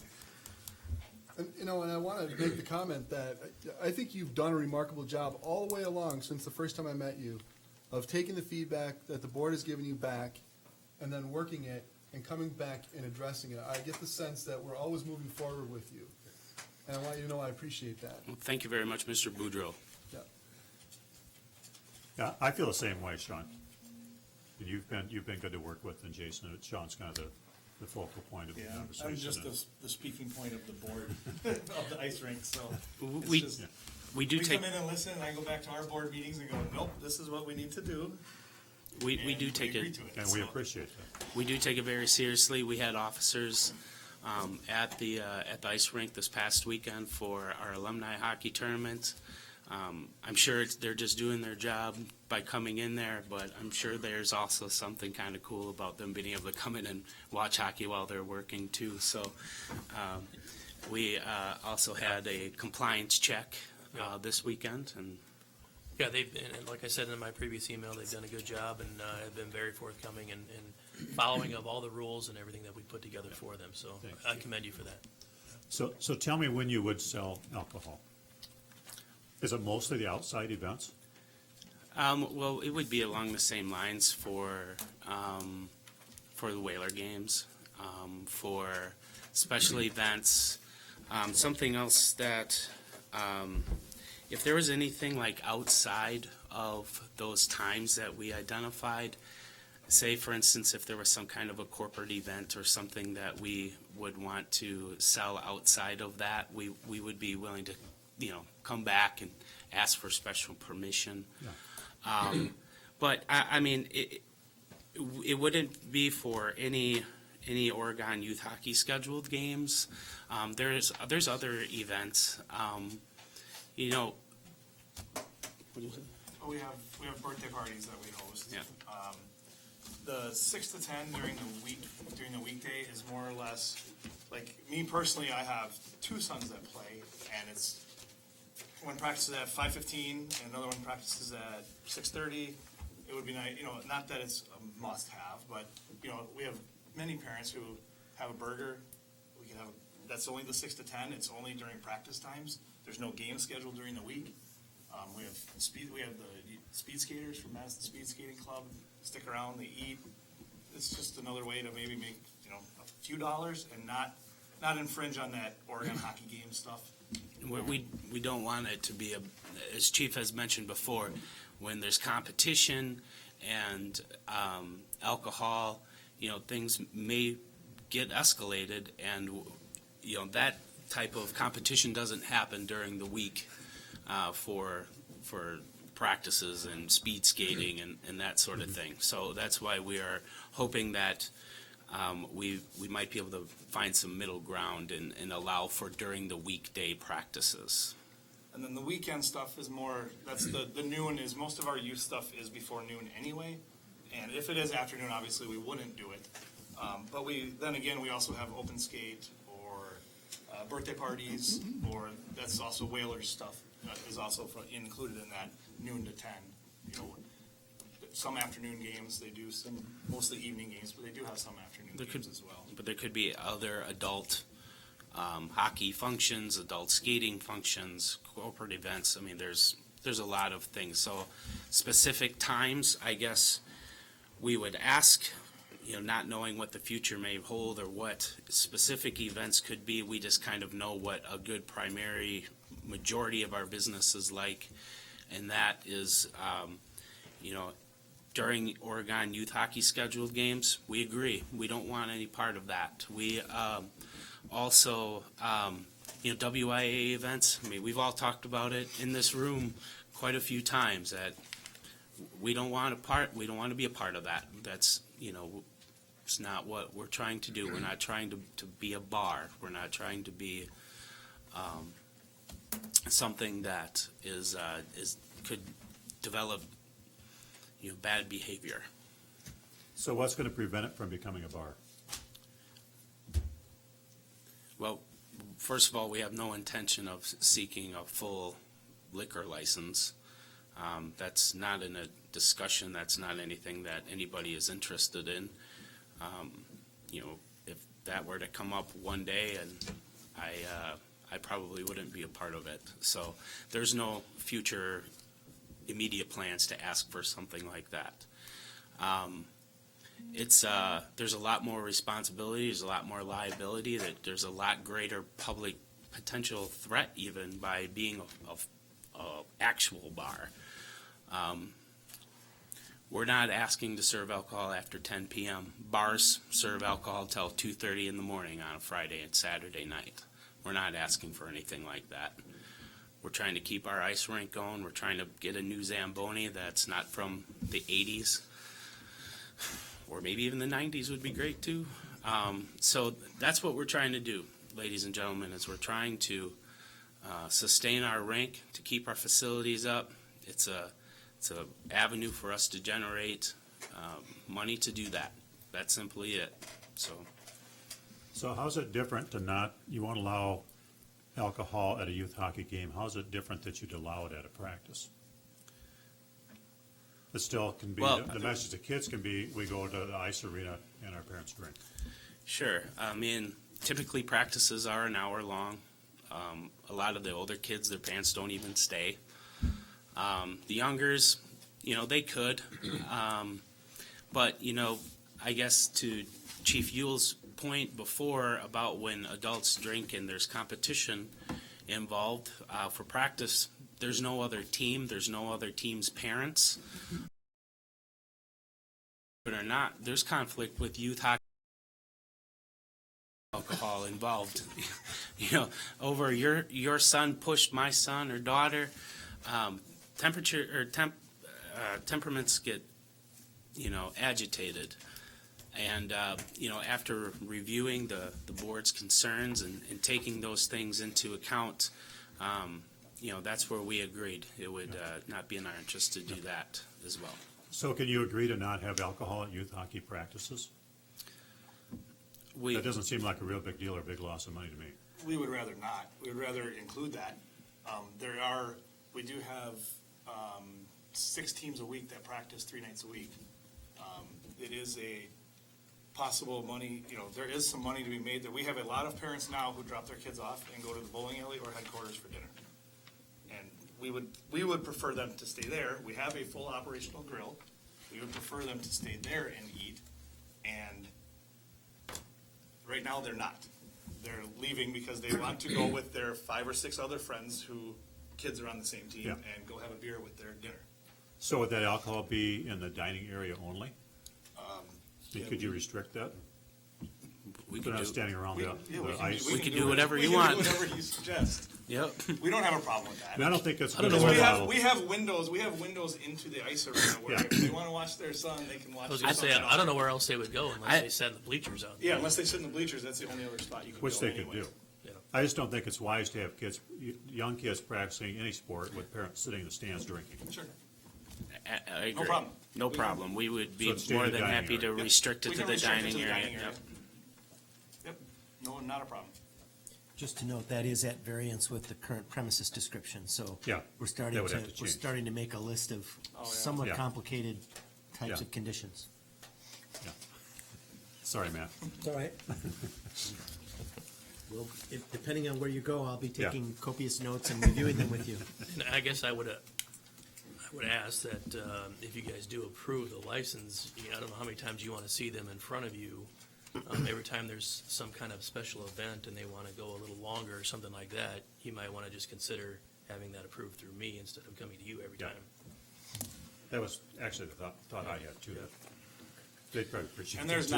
not a lot. We've in that 10 o'clock. We have talked with management about we do have Whalers games that start at 8, and our management's idea was, well, you know what, if they start at 8, 10 o'clock's 10 o'clock. That's the middle of the third period. So be it.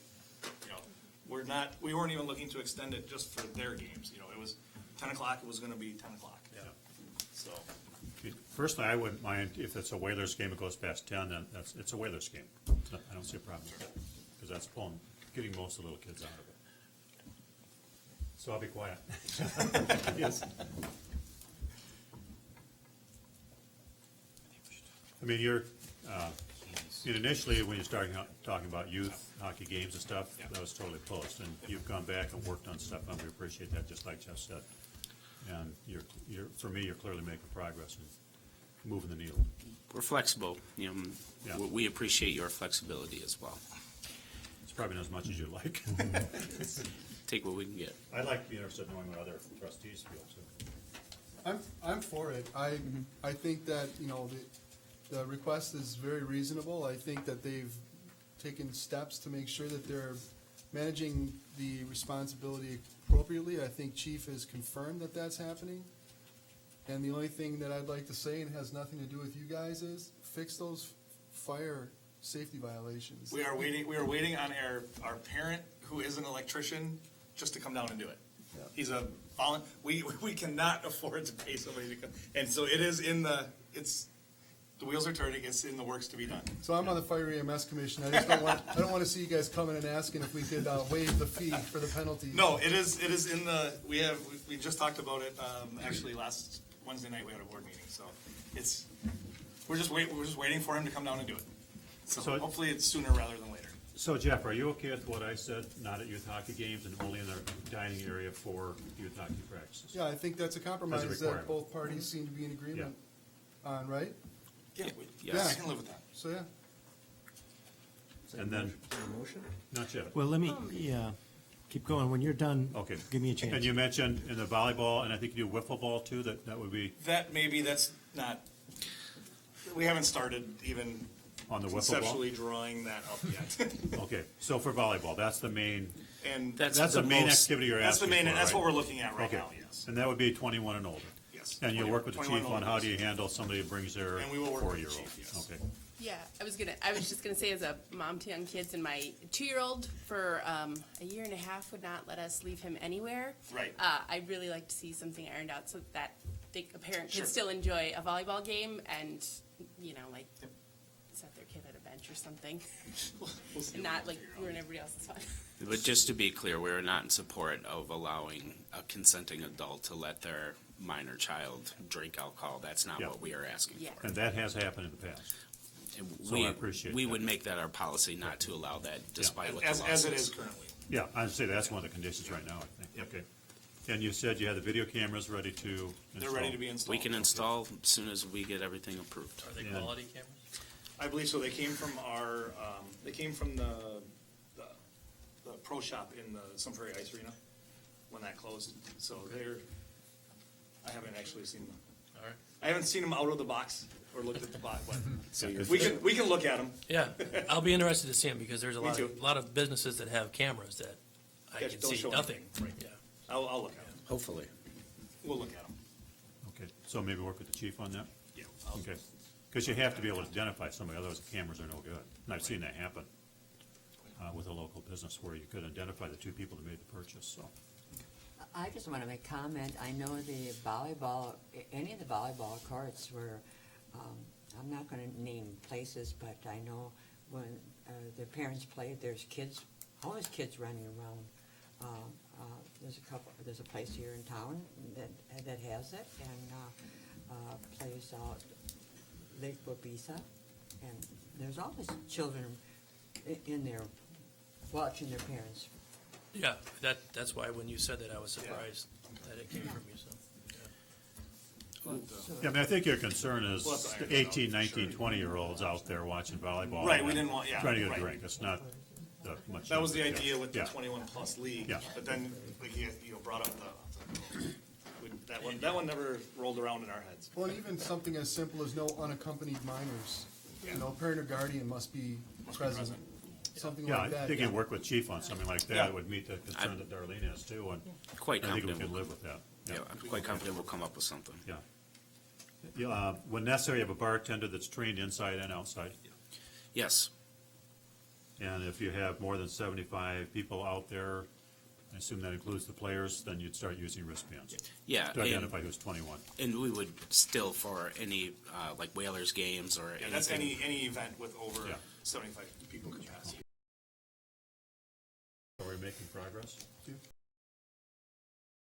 Motion, but Matt needs to talk. Yeah, Matt. This Matt's guy just, eager. yeah, We're complicating Matt's life, but that's okay. that's all right. I'm going to complicate yours now. So, Reflected in the bill. try not to. So the ice arena is currently the holder of a Class B license, subject to a number of conditions that we actually have an agreement with the ice arena relating to the conditions that they're currently operating under. That license will expire on June 30th and is not renewable. That was one of the conditions, that they had to apply for a new license. They have applied for a new license. And the new license has, as you know, a different premises description. And at this point, we're in a sense starting with a blank slate in terms of what conditions would be attached. And so it sounds like the challenge here is to make sure that I am able to clearly identify, or we're able to document whatever the conditions are that the board wishes to attach to the approval of this new Class B license with the new premises description. From a timing standpoint, and I want your input on this. You've got a license today that goes through June 30th. One of the conditions of if we could either set this new license up so that it would be effective on July 1. If we're going to issue this before July 1, then there's a couple of complications. One is that one of the conditions of issuing it will be you surrender the existing license. The other complication is then you're going to immediately need to apply for renewal. And the timing is not great in terms of when we could get you on and process a renewal application. So is it workable for you guys to have the new license be effective July 1? My question might be, is it possible to amend our current license that expires on June 30 to meet all of the conditions under the new license? That's not on the agenda for tonight. So we could, but again, and we could try and structure, if it's important for you to have because here's the amendments we're talking about for the existing license. One, you want to change the premises description because you want to include the outdoor area, right? And then you want to kind of get rid of the conditions that we have now and replace them with the new conditions we're talking about, right? So we could set that up for the board to consider at its next meeting on June 5th. So then what we'd be talking about is amending the existing license. That'll get you through June 30th, and then also approve the new license effective July 1. And let me say this, it may be that you guys will be ready to vote on a motion tonight on the new license, but let's see where we are after we take some notes. You guys might say, wait, let's have me bring it back to you so you can review it. But I'll just tell you what I have for conditions, and I'm not sure I've got everything. Okay. So one is that they would need, and I'm a little unclear on the security, they've submitted a security plan. So is the condition now that they have to operate in accordance with the security plan they submitted, or do they need approval of a security plan by the chief? So I'm a little hazy about the security plan. It's either what they submitted is fine, or you want them to get the chief to approve something. I'm not sure about that. Second, I have no sales during youth hockey games, and I also have during youth hockey practice, alcohol would be served and sold only in what I heard referred to as the dining area. Does the application describe that as the dining area? We'll come back to that. Probably as the whole lobby. The lobby? Well, that's probably what it's described in the original. Yeah. Is that what we're meaning? I believe so. That's what I think that's how we described it for the Whalers games, was the lobby area. I don't think we separated the dining. We just have the little half wall for the dining area. Okay, so what is referred to as the lobby? Yes. On your premises description? So instead of dining area, we're going to say lobby. Which is not in the ice rink, correct? Okay. There's interior doors there. Okay, so we've got that, beer only in the lobby during youth practice. Then I have, beer would be served, or alcohol would be served only between the hours of 6 and 10 p.m. on Monday through Friday, and 12 and 10 p.m. on Saturday and Sunday. I heard some other talk about maybe that not being the case, but that's what my notes show so far. I mean, I heard talk about extending beyond those times under certain conditions, but I'm not clear on that. For Whalers games. For Whalers games? Yeah. So it'd be like it was this last year. Okay. Or we could obtain special permission from the chief. For a special event, or wasn't there was something we? I heard that too. Yep. That's an option I gave to the board if they wanted. Or Instead of coming before you guys all the time, we could take it to the chief. Outside hours. Oh, it doesn't, makes no difference. You guys are great, and we've became all such good friends, but I'm sure the village board has, they could spend time better service other places than us. Okay, so now what I have is, I have the hours, 6 to 10, Monday to Friday, 12 to 10, Saturday and Sunday, except it may exceed those hours for Whalers games and as approved by the chief, please. Depending on how the timing works out here, well, I'm going to assume for now that, And Matt, they're gonna have to get planning commission for the outside area. yeah, so I think we should even attach that as a condition, that no outdoors, no changes to or service in the outdoor area without first getting approval from the, do they need a CUP as well as site plan? Jeff, do you know if they need a conditional use permit to serve outside as well as for outdoor entertainment? Outdoor entertainment would have to be a conditional Yeah. use. So I'm gonna note plan commission approval.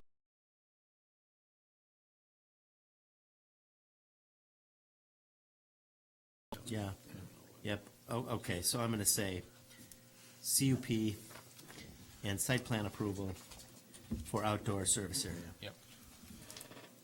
Site plan approval. What that means is, for example, you can't put up that snow fence without the plan commission approving a site plan that shows what you're doing physically out there. And outdoor lighting and anything else that you do outside. There'll be some restrictions on it. And they meet the first Thursday of the month, so you want to talk to Mr. Grace or Mr. Rao, get that pulled together and be at that plan commission meeting, otherwise you're done till July. Yeah, you won't be outdoors until you get through that Yeah, process. and we have no desire to put lights up anytime soon, so. Okay, so, any other conditions that I missed? I think that's it. Anybody else? The bartenders inside and out? Yeah, that's right. Well, that's right now in this security plan, so back to the security plan. Is the board saying that the security plan that they proposed is what you want them to follow, or do you want them to follow, to obtain approval of some other security plan from Chief Ewell? I would say that the security plan would need to be approved by Chief Ewell, and so the security plan they currently have is approved by Chief Ewell. If they changed any portion of it, I'd want you to approve it again, but if you approved it, I wouldn't necessarily need to hear about it. Well, they changed the age limit to go outside, so I'm not sure what you're gonna do on that. What do you think about the? I'll go to the board and go with the 21, or no unaccompanied minors in the That's fine. vicinity. Yeah. Yeah, You know, that's a good suggestion. In the outdoor in the area? outdoor area. Yeah. Because we are, About alcohol is must- served. Yeah. Because we will have times, during the day where we're not, and hockey teams may wanna go out there and Yeah. play volleyball. How about kids must be may wanna accompanied by a parent?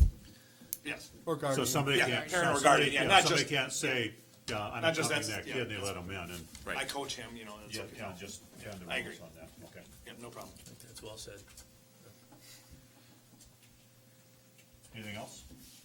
So Matt, you'll work on this, bring it Well, back the next meeting, here's you'll go your, to the planning commission? yeah, I guess the question is, would you like to have me prepare something that you can see when you're voting on it at your next meeting, or do you want to try and vote on something tonight? I think it's good to have it written down so we can look at it. Yeah. Otherwise, it's gonna come back to haunt us. It's up to you. And if Sean can get a look at it before we meet too, Yeah. We Yeah. can certainly share it with these guys, and from your standpoint, if we get this done on June 5th, is that gonna work? I guess, all right. Sorry. Obviously, we want to capture as much of the summer months as we can, and I didn't mean to ask that question to make things more difficult. I was just trying to make things potentially easier, because we do understand if the requirement to turn in our current license and that we would be essentially up for renewal right away. We're just trying to figure out what would be the best route to go so that we can begin meeting with the planning commission and begin moving some dirt and. So here's what I'm thinking, that we come back on June 5th, and I have things set up so that the board would amend your existing license that goes to June 30th to conform to what we, and also approves a new license that will be issued on July 1, okay? And in the meantime, you can get started on your zoning approval process, because you're not gonna be serving outside until you get that done anyway. And that's not gonna happen by June 5th, right? No. They haven't started, right? Well, if, You'd have to have everything submitted within the next 2 days. couple days, To even be on for a conditional use permit and site plan approval by June first. yeah. It'd probably be more realistic to kind of circle the wagons and do the July 13th. 13th plan commission meeting. That's the earliest you could get your plan commission approval. You still need board approval on the CUP. Which would be the following week. Yeah, so that's the earliest you'll be serving alcohol outside, because of the zoning component. Is there any way to expedite that? I mean, the way we do They'd a have, special plan commission meeting to Special do it? plan commission. Well, you said if they get everything together and submitted within the next 2 days, they can get on the June because first. we have to notify the neighbors, And we have a class 2 notice requirement. That is a Not- class not- 2? not for CUP. CUP's class 1, What's the definition of a neighbor? It's- 1,000 feet? No, 300 feet, isn't It it? basically is the school district, It's, village. So I wonder if there is a neighbor, depending on well, where it they're. isn't, it isn't just that. Jeff, We have to give. No we have two to- by you're the neighbor across the street. Yes. We have to give Mike Slavny the time to prepare the staff memo for the packet. And so, I mean, I don't know if he has enough, what we have here to, prepare the memo. Yeah. So, I think we would need, fairly detailed narrative of just of operations the and hours. plan commission's and gonna lighting scrutinize and- this, and yeah. that type. It's really, Yeah. Noise levels, and the school district may have some But what we, comments on it. if you can wait till July, what I would do is I would come to the June meeting for a conceptual discussion with the plan commission. Yeah. And get some feedback from them, and make it a lot easier for your submittal then. Thank you. But man, are we gonna have to do a hearing if you're saying for the July? For the June, you mean for the alcohol stuff? Yeah. I think that, so we've already met our publication requirements for purposes of the new license application. Correct, Peggy? Did we publish notice that the board would be considering the new license? I don't think so. Oh, well, then we gotta do that for the June 5 It meeting, doesn't- if we haven't done it. We have to publish notice. Well, it does say here, discussion and possible action, RE consideration of application for a Class B fermented malt Yeah, beverage. that's our agenda. So we have to make sure that we've met our publication requirements. So- But the agenda, when the agenda's published though, doesn't that, I'm not sure that's it, but we can check. It may be that we're okay there. So we gotta separate two things. We're doing too many. So to amend the current license does not need a public hearing, but to give the July 1st new license requires a public hearing. And Candy, I think, just did that for everybody else, but with their license expiring, I don't know if she actually published it for them. That's what I'm trying to get at. So we'll have to check on that. So we'll check on that. Yep. We'll make sure we meet the publication Yep, requirement. yep. I think with the new applications, with our new application, Candy made some newspaper Did she? Oh, okay, well, notification. then we're covered then. Yep. Yeah, So then their license is covered though through June 30th, right? That So- they have. So the way this should be set up is with the board action on June 5th, their existing license, I'm anticipating that their existing license will be amended effective immediately through June 30th, so they can do everything they're asking to do, subject to the conditions we've talked about tonight. But they still have to get through that zoning process, and that's gonna be the thing that holds us up, okay? And then that license will expire on June 30th, but the other thing we'll do on June 5th is approve the new license, which will be effective July 1.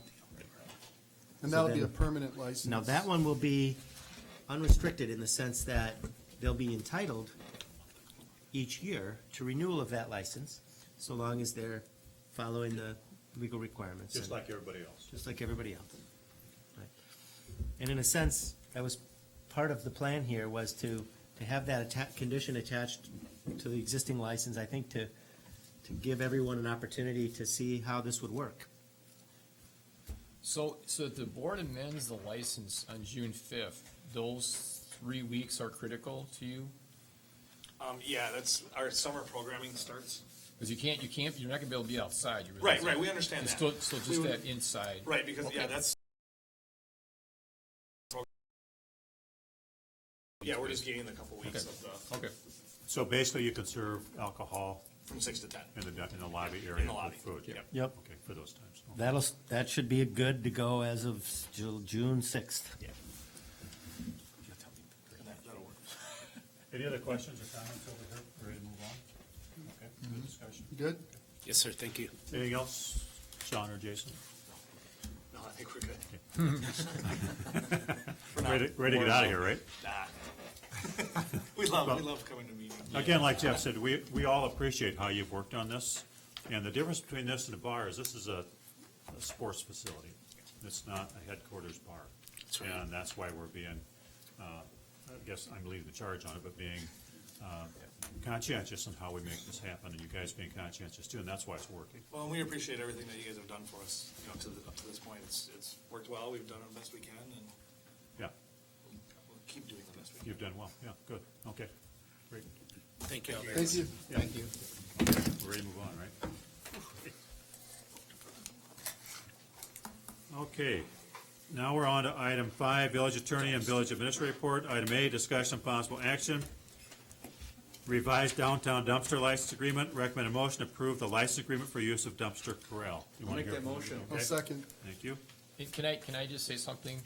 Sure. And you're probably wondering why I put Matt's bill, and I want to make sure the board and the village residents realize that he wrote off $644 working on this agreement. Yeah. He said he's gonna do So far. 500, and he did, so I just wanted the board to realize that. So Thanks, I wanna Matt. thank You're Matt welcome. for Thank you, doing Matt. that. It's Sorry. my pleasure, and I'm very happy to have this agreement almost done. So can Matt accept free chocolate at the chocolate caper? No, I knew the answer to that. unfortunately. And we do have one question for Dan, if I may ask, regarding the agreement that came up this afternoon and Matt and I were talking about. Dan, so in the agreement, and you may not be able to, yeah, thank you. So, second page, it'd be under, for Scott McWilliams. Yep, I have a note on that, yeah. Oh, okay. So, when we went back, is this gonna cover his renters on the second floor? Yes. It will, okay. Well, let me ask you that. I mean, this refers to, right now it's limited, so he can only use it for garbage and recyclables generated by SLMAC LLC. Yeah, so I was gonna suggest changing it to SLMAC LLC and tenants thereof. And tenants located at, are the tenants, Yeah. are the addresses 107 and 109? Right. So I would say managing garbage and recyclables generated by tenants of SLMAC LLC located at. Is Yeah, that and the accurate? tenants are only at 109. His office is 107, the tenants are 109. Okay, so his office is SLMAC LLC, is that correct? Yes. And the tenants are at what, 109? Yep. Generated by SLMAC located at 107, and tenants at 109 South Main Street. Okay. So, should we just hit the highlights here, or the things that we needed to, the board to I know? started on, yeah, there's a couple things I started in the agreement, I thought Matt may wanna, you wanna listen to them, or? No, okay. Well, I think that the main highlight is, I think we've got this now set up, so you'll never need to vote on it again unless they decide to add a new person who's not currently a party to this. But otherwise, it kind of And takes that, care and of that should be it. pretty simple to do too, if, I think the main highlight is Dan took over and made this easy. Yeah, I appreciate he did that. a great job. He did a good That's the job. difference. Thank you. That's the difference. Thank you for doing that. I Dan. do have like a few comments. Oh, okay. I'll keep them really brief as to the point I can. In the grant of license, I didn't know, given this has been an issue over the last couple days, if we wanted to say that the location will be accessible to a garbage truck. Like, that's really the only thing I mean, if it's not, there's no point to the agreement, but. Right. That was. or you mean an issue, like, this past week. the new location you're talking about? Right. Yeah. Well, so right now, the only thing we say about location is in the recital B. Right. We say that the village constructed an enclosed area in the parking lot, originally in the area shown on Exhibit A, and then it says, the dumpster corral has been moved and may be moved in the future to accommodate changes to the parking lot and redevelopment of the adjacent property. Right, and You I don't wanna- know if we could say, you you know, wanna any say- future location will be accessible by, reasonably accessible to a garbage truck. It's simple.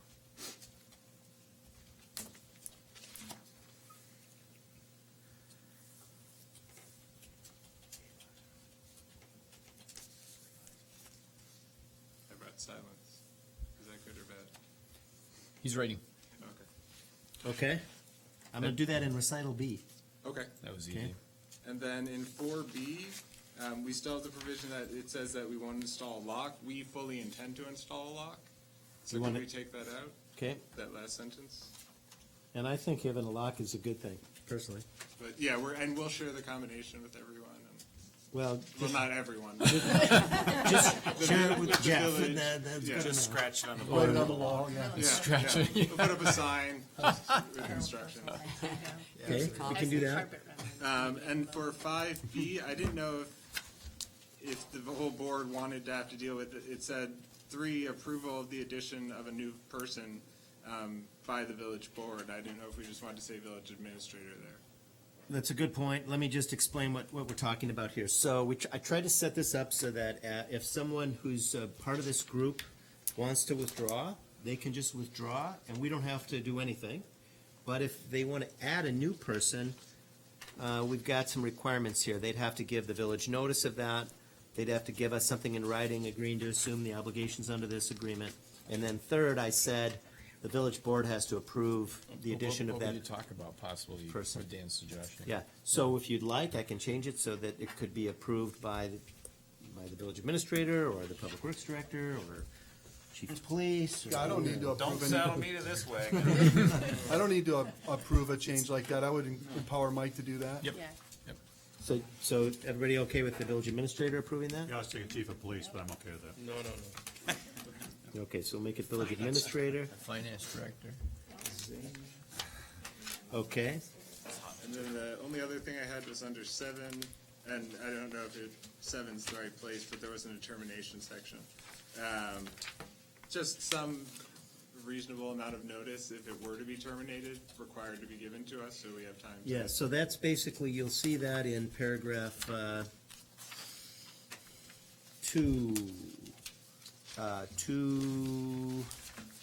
2B.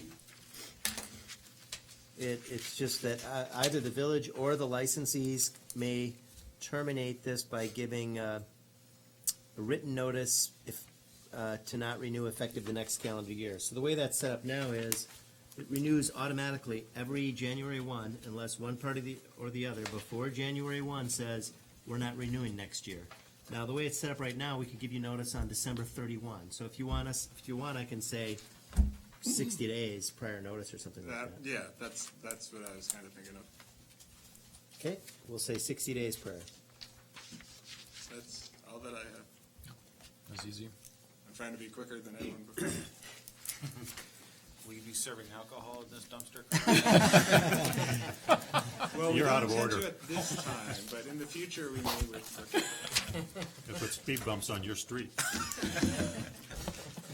So, You can just take that, man. John? I just had a quick question about, on the agreement under, for the licenses, when we specifically call out, like, Daniel Donahue, does that mean that only he can bring the trash to the dumpster corral, or can he, like, assign, like, It's his business. because it just says, is authorized, only you are authorized to use the dumpster corral, and I didn't know if that would get us into any trouble if you had, say, an employee take the trash out.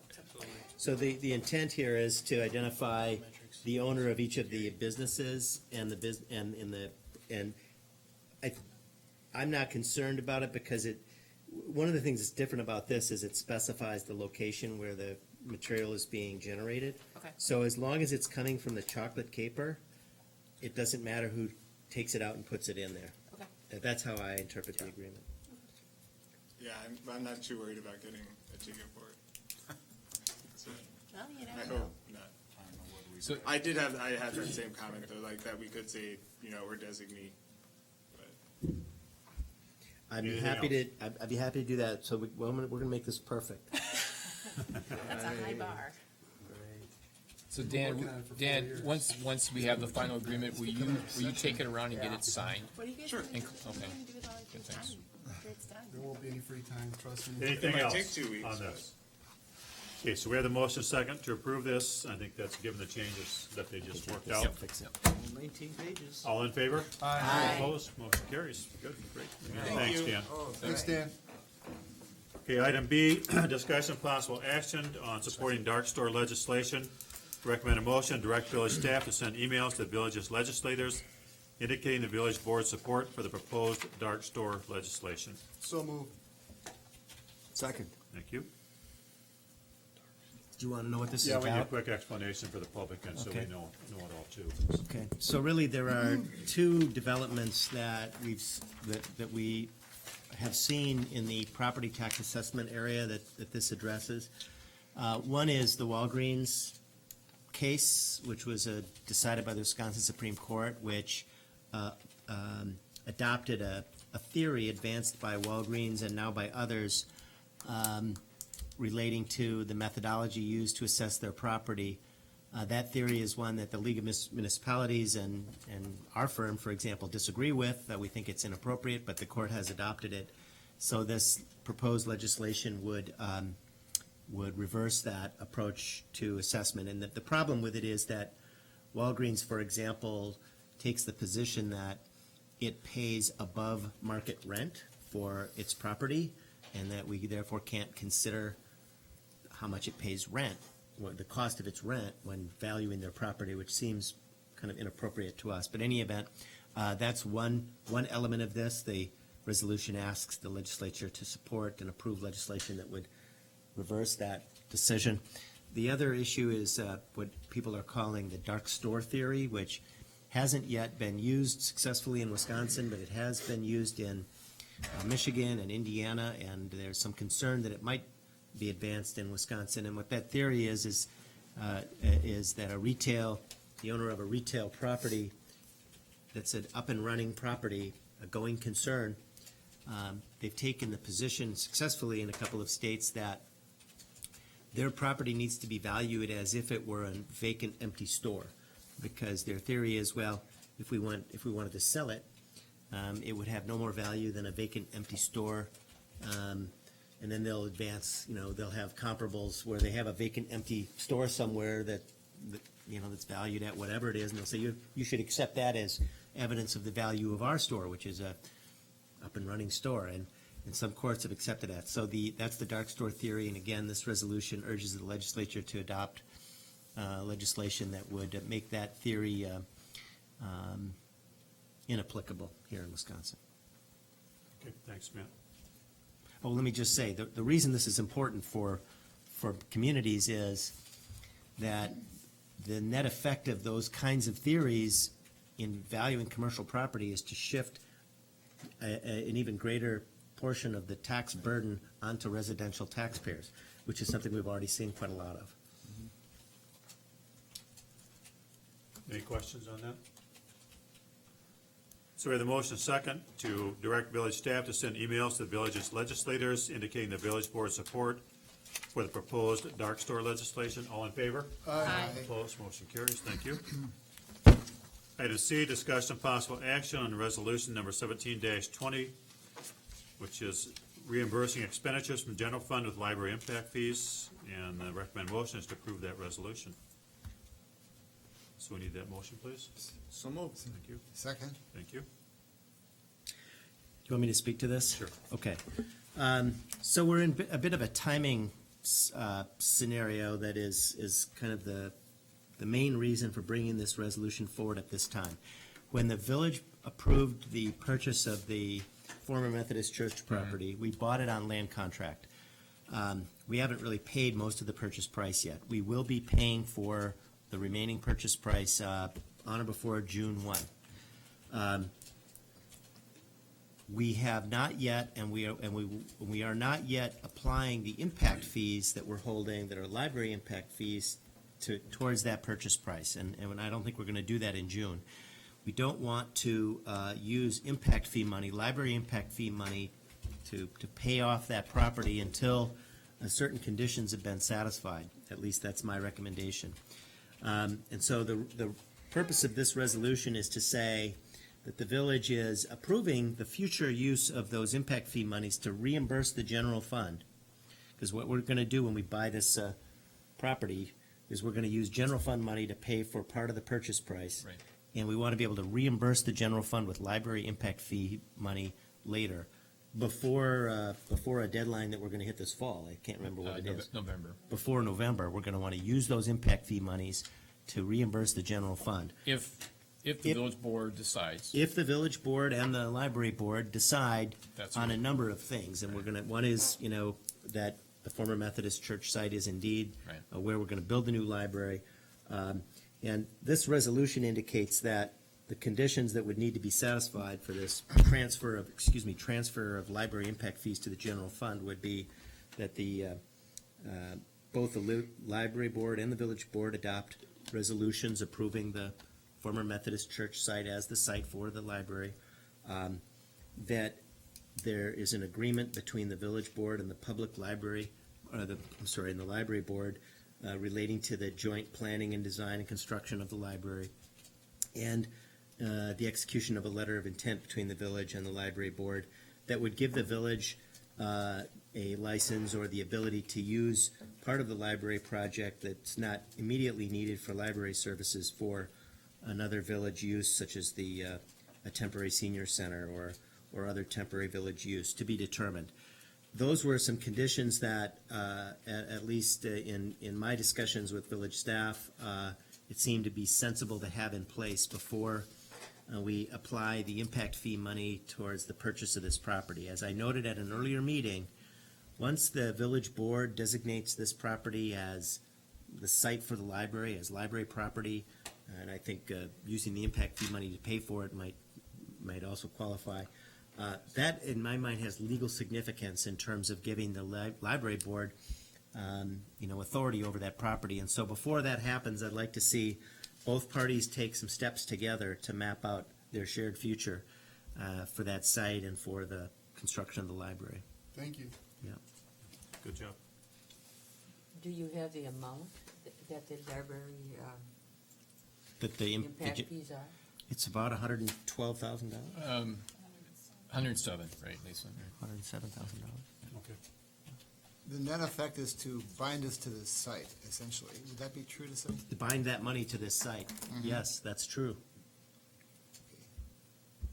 So, Well, And the net effect when you, If we when meet you those do conditions. use it, that's not what you're putting in front of us now. No, if the board decides, and library board decides not to put the library up there, then we will not use the impact fees for buying that property. That's true. I misspoke. It's conditionally binded to this site, only if these conditions are satisfied.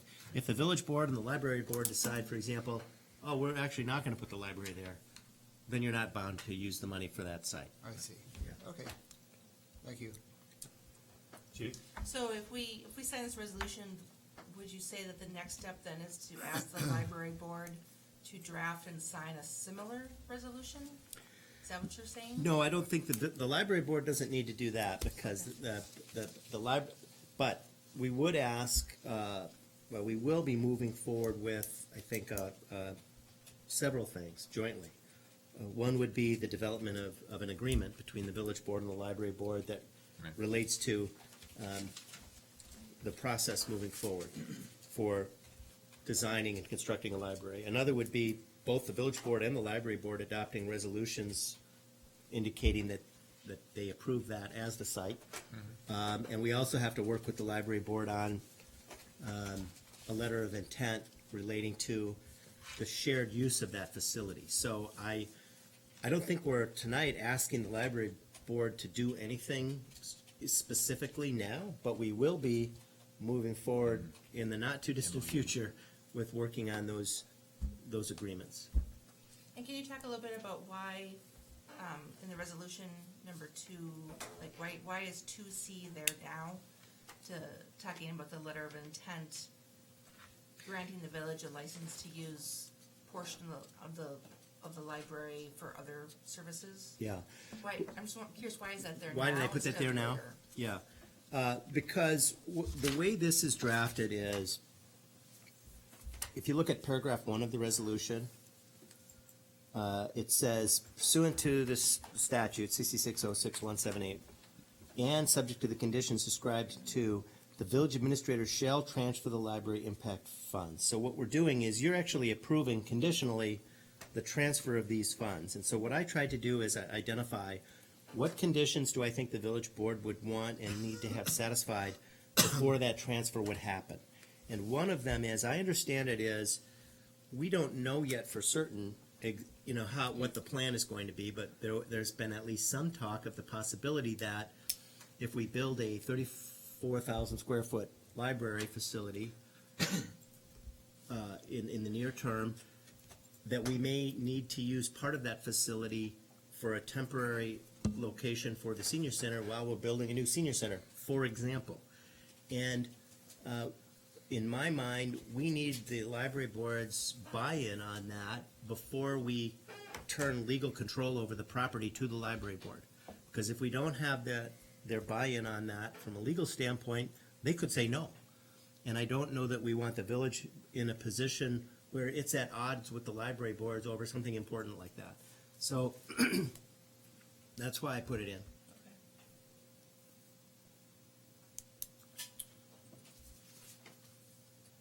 Other questions? Okay, so we have the motion second to approve resolution number 17-20. Did you want to say anything about this, Nikki, or has Matt covered it?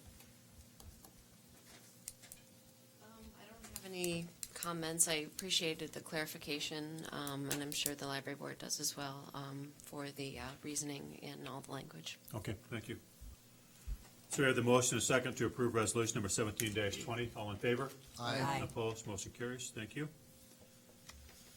Item D, discussion and possible action about preparing a memorandum of understanding between the village board and library board. And the recommended motion is to direct village staff to work with the library director to prepare an MOU for consideration by the village board and library board. I'll make that motion. Thank you. I'll second it. Thank you. This is to work out guidelines on going forward, right, with the two groups and ownership of the process. This is to Yeah. direct us to start working on what we were just talking about. Yeah, Yep. okay. And just to clarify, this is in a spirit of cooperation, right? This is. That's certainly how so I to see make it. sure we're not Yes. hitting major Right. bumps down the road. Yeah, Okay. yeah. Yeah, my goal is to bring the library board and the village board together and get them on the same page on this rather complex undertaking. And rather than have us heading off in different directions at some point. Yeah. And I see, If we were to get across purposes with the library board or vice versa, the whole process becomes real zigzag. And we want to stay on the same channel and move forward together with a process that can help facilitate that. And there are processes out there to do that. So. Right, and I see in our future meeting schedule on July 31st, we've got a joint meeting with the library board.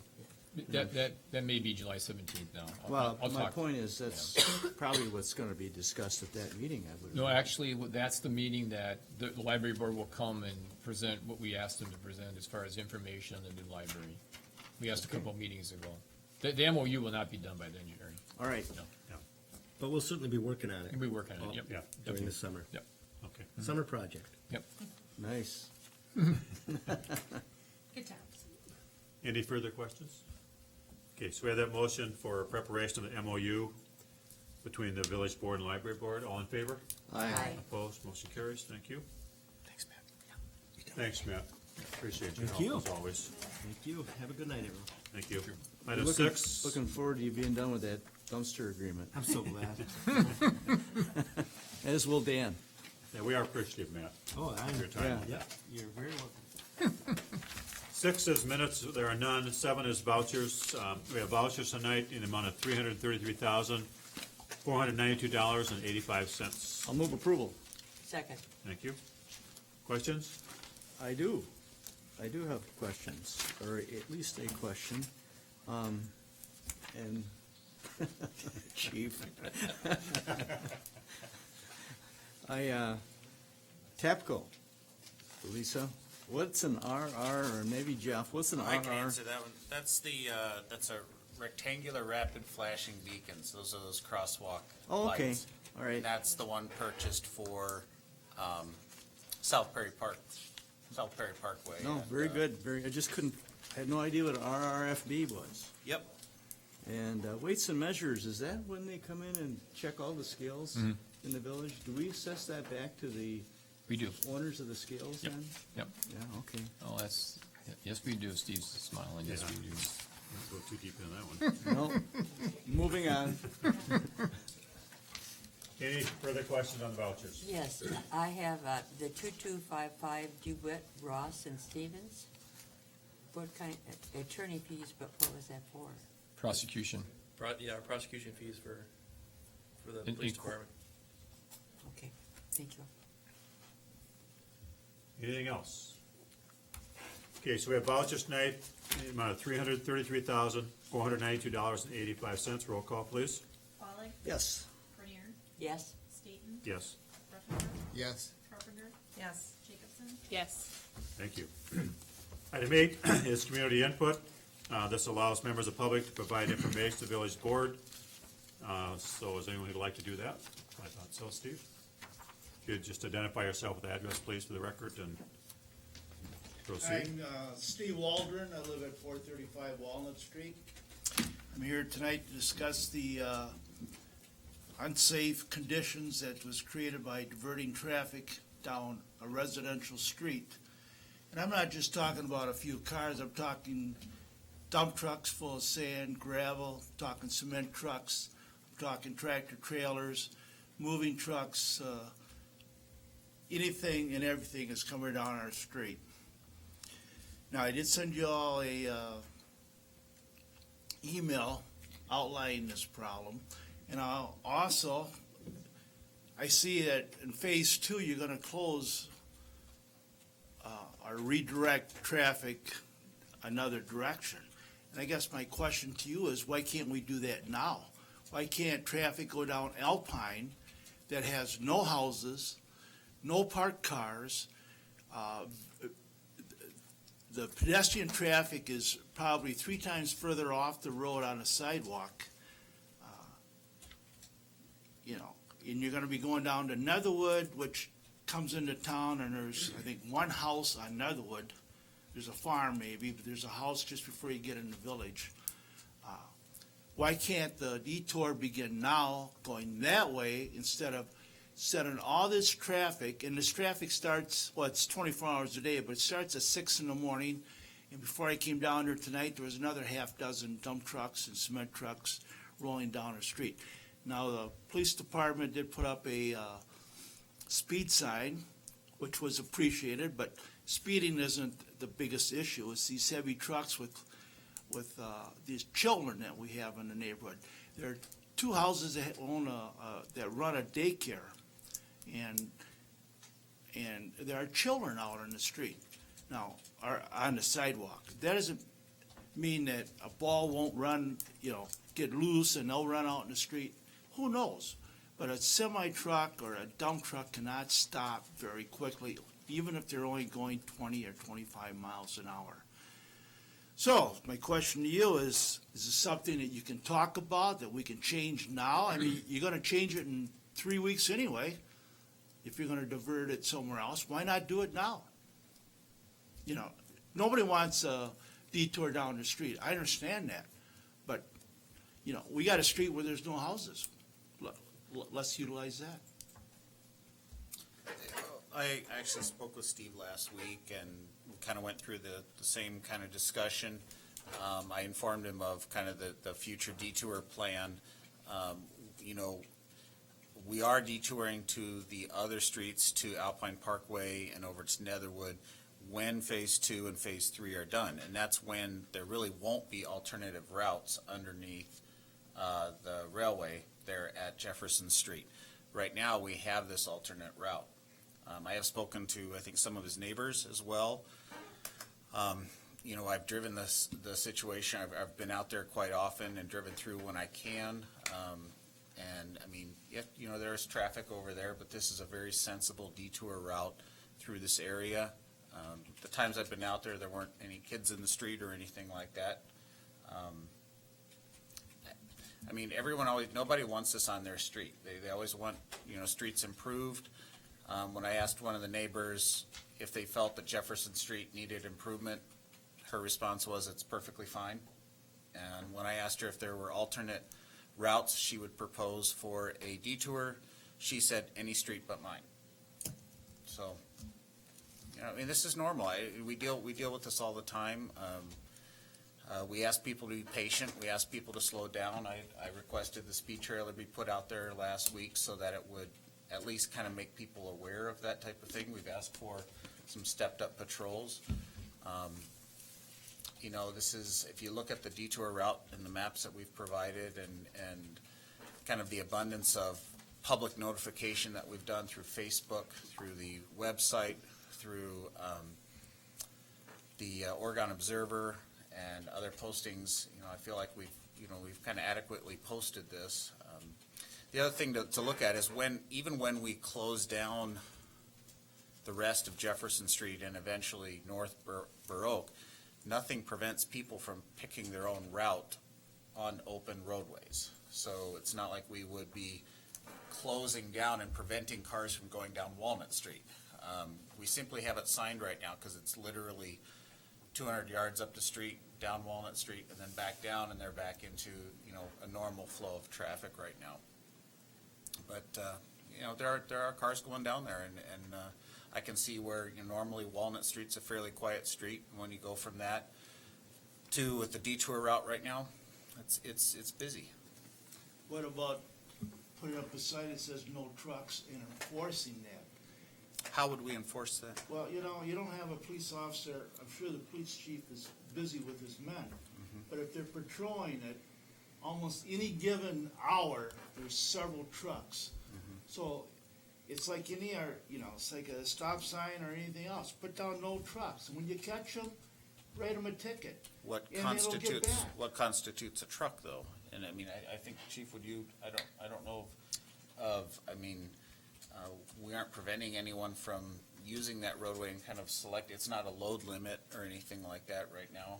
Well, I guess the question is why are we preventing trucks from using our village streets? What? Because they're not going down a residential street. Jefferson's a residential street. Well, they're not going down it right now, are they? That they have consistently for many Well, yeah, years. since I've been here in '72. Right. I understand that, but you got a street half-mile from where I live that has no houses on it. Why can't you divert everything down that street? We're actually diverting. We will be diverting onto Alpine Parkway, and I know you are, but why can't and you- that has houses on it along both sides, all the way through, all the way over to Wisco. Yeah, but if you go If the you other go- way. if you go north- If you go north, there's no houses on Alpine. Correct. Not- But we can't force people to make, I mean, you're asking us to close down roads that we really shouldn't be closing down, and forcing people to go a certain direction. Whereas, you know, the minute, if we were to close down all those roads, then people would be calling us saying, you know, I can't get to my house. I have to go down this whole other route, you know, and I don't need to go down that route. Well, you're not closing down the road, you're diverting traffic, that's what you're doing now. But a detour, that's exactly what a detour does. A detour will give you a suggested route around an area, but it doesn't force you to go along that route. Well, I know that, but When's the phase two go? When does this In happen? approximately 3 weeks. Right, so we have 3 weeks of patience that we're asking. Is that too well, much to that's, ask? you know, everybody I talked to on the street, that's unacceptable. When we got an alternative that can be easily enforced. Even by these large trucks, there's no need for these large trucks to be coming down a street that's been historically or forever 25 miles an hour. And you see, Are they speeding? Are the, No. the large construction truck, are they No. speeding? No, okay. No. I'm just want to And- make sure. Well, like I said, the sign is nice, the speed sign, but it only picks them coming from Ash Street to in front of my house, which is about 4 houses. Cars going the other way, it doesn't even tell you how fast they're going. Right, but if we put it on the other side, you're going to have the same Well, yeah, situation. exactly. so. I understand. Plus, there's a that. pontoon boat that your neighbor has there that probably hasn't moved since the entire time either, but. Well, you it's, know. it's moving tomorrow, it is my pontoon boat. Okay. Just so well, you know. All okay? right.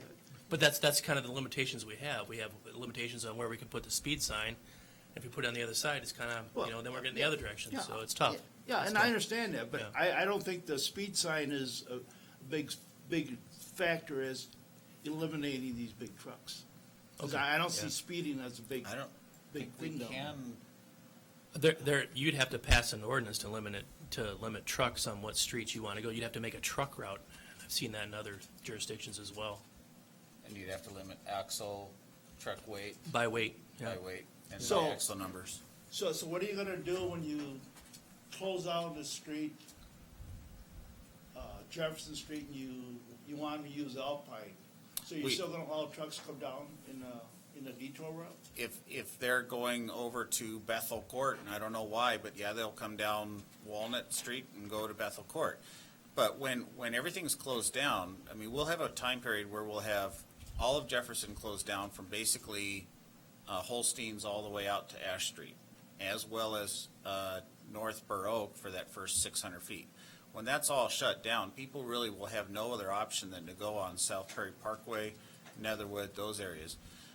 We've actually ordered signs that are specific for certain intersections that we're going to be running those routes around on North Prairie Parkway or Prairie Parkway and on Netherwood. I placed the order for those on Friday, and we'll be installing those. But that's when we have to start really cutting down, the area. I mean, the contractor, if you remember, originally actually shut everything down right off the bat on day one. We said, well, hold everything. We need to keep as much open as possible for the longest time period possible. Because it's an inconvenience. Bus routes, garbage routes, we're dealing with all of those right now. Yeah, but you're only talking a half a mile difference. We'll just agree to disagree on it. Yeah, I've heard that from you too, Jeff. All right, well, you got my 2 cents. Okay. We do appreciate you stopping down, Steve. Anyone else wish to address the board? Okay, seeing none, we'll go to item 9, proclamation announcements. A, board comments. Looks pretty quiet over here. B, staff comments.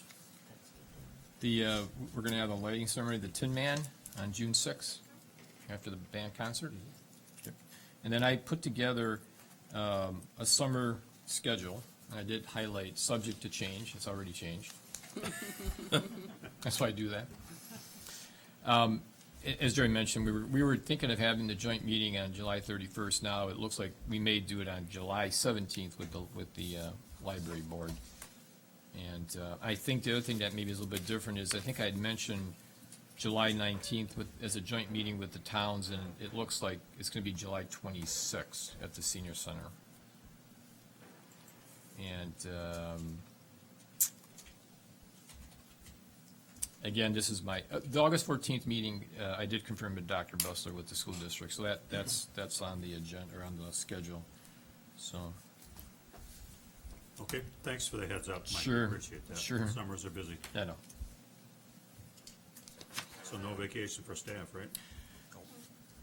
I'm actually going to miss a couple meetings. Just coming in these meetings is vacation enough. I'm sure. Yeah, the one thing I didn't put on here was all the TIF 5 meetings, and that gets worked into the summer as well, so, Okay. yeah. Okay. Anything else from staff at this time? Okay. We'll go to item 10, communication and miscellaneous business. Item A, Police Department 2016 Annual Report.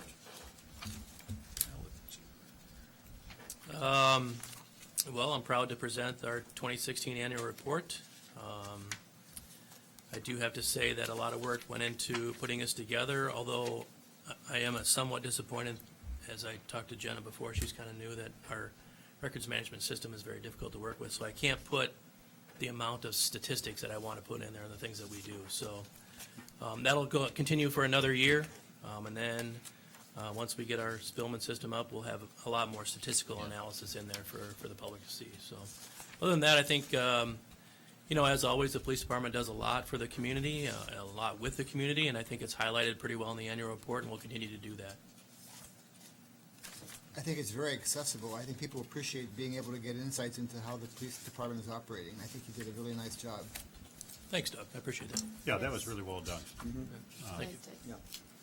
I read through, I highlighted in my mind that the core values, really like what you stress at the department. I think that's good. It's not just good there, it's good Thank you. all Yep, over. absolutely. Well done. What about the one photograph on the cover? Is that okay? The upper left? Yeah, that looks good. Yeah, that's a good one, isn't it? That captures 3 guys. I got quite a bit of that. Well, actually 4, excuse me, 4 of our favorite guys, yeah.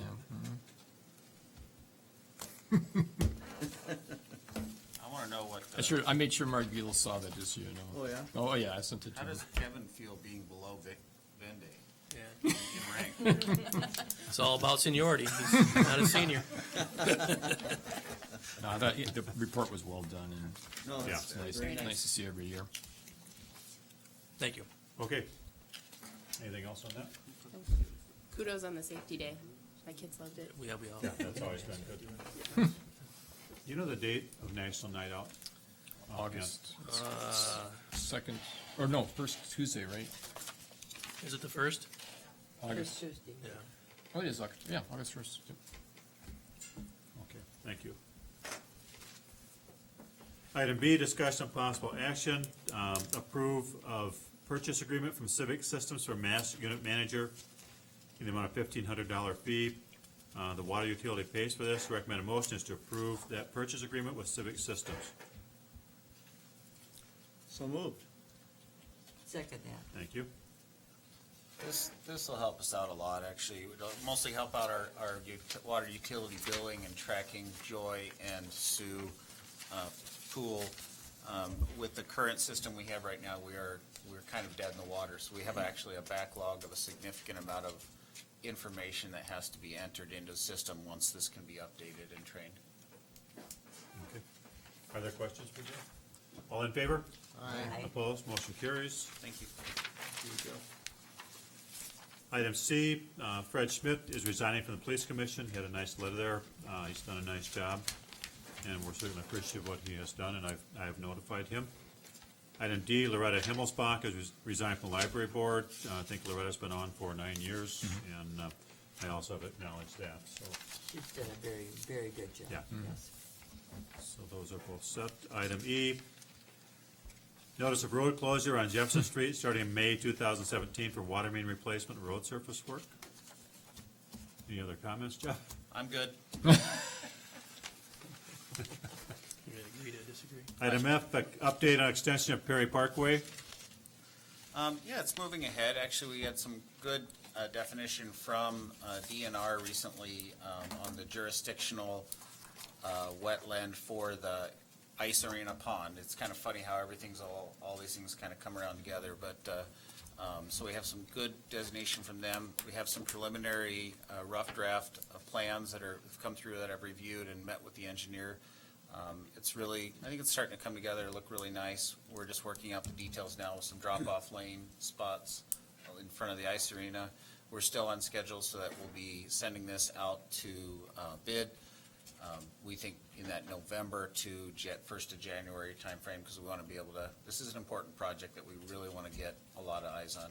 Yeah, so we're on target for next summer Yeah. for sure? Yeah, Okay, absolutely. great. Great.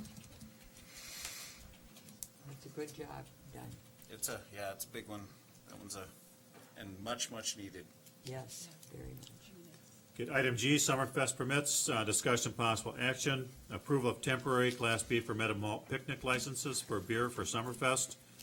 The dates are June 22nd, 2017 through 25th.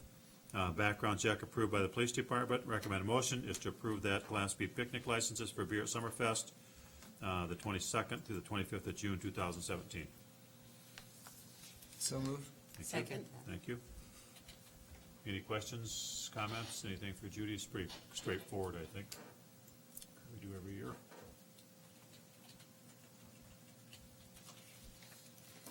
Glad to hear you pass the background check. Have you found your public dance inspector yet? Any questions for Judy? Okay, so all in favor? Aye. Opposed, motion carries. Item 2, discussion of possible action, approval of permit for Oregon Chamber of Commerce to be present in Kaiser Fireman's Park and J.C. Park after posted hours for Summerfest event, June 22nd, same dates there, so need that motion, please? So moved. Second. Thank you. Any questions? Again, this is a yearly thing that we do. All in favor? Aye. Opposed, motion carries. Thank you very Easy much. enough, thank you, Judy. And also, the fireworks was approved with the chief, the fire chief, and it went very, very well, so it's all worked out. Thank you very much. See you on the 22nd. Okay, update regarding race day event on June 11th. Jeff, I think you're up on this. Yeah, exactly. This is just, they've done, I think they've done a nice job. They really worked with us in allowing only and specifically with concern that this is falling also on graduation Sunday. But their plan is actually they'll be, I think, right or out at about 10:30. So it'll be well before any kind of graduation traffic. They've have notified the churches. I don't know if anyone's, I talked to my pastor, he had received an email from Ryan. Ours has too. And so hopefully they'll be able to start kind of letting people know in the congregations alternate routes and times. But we're anticipating it to go really smooth. They're working with Chief on staffing and. Staffing is gonna be a challenge, I will Yep. not lie. We have one person who's volunteered to do it, so that means I have to order 6 people in to come and do it, so. Need 2 with a gun, remember? Yeah, right, yeah. Give you a wooden gun. Barney. Yeah, I think it's coming together. Hopefully, we'll need the volunteers and we'll need obviously the staffing. We expect a nice event this year.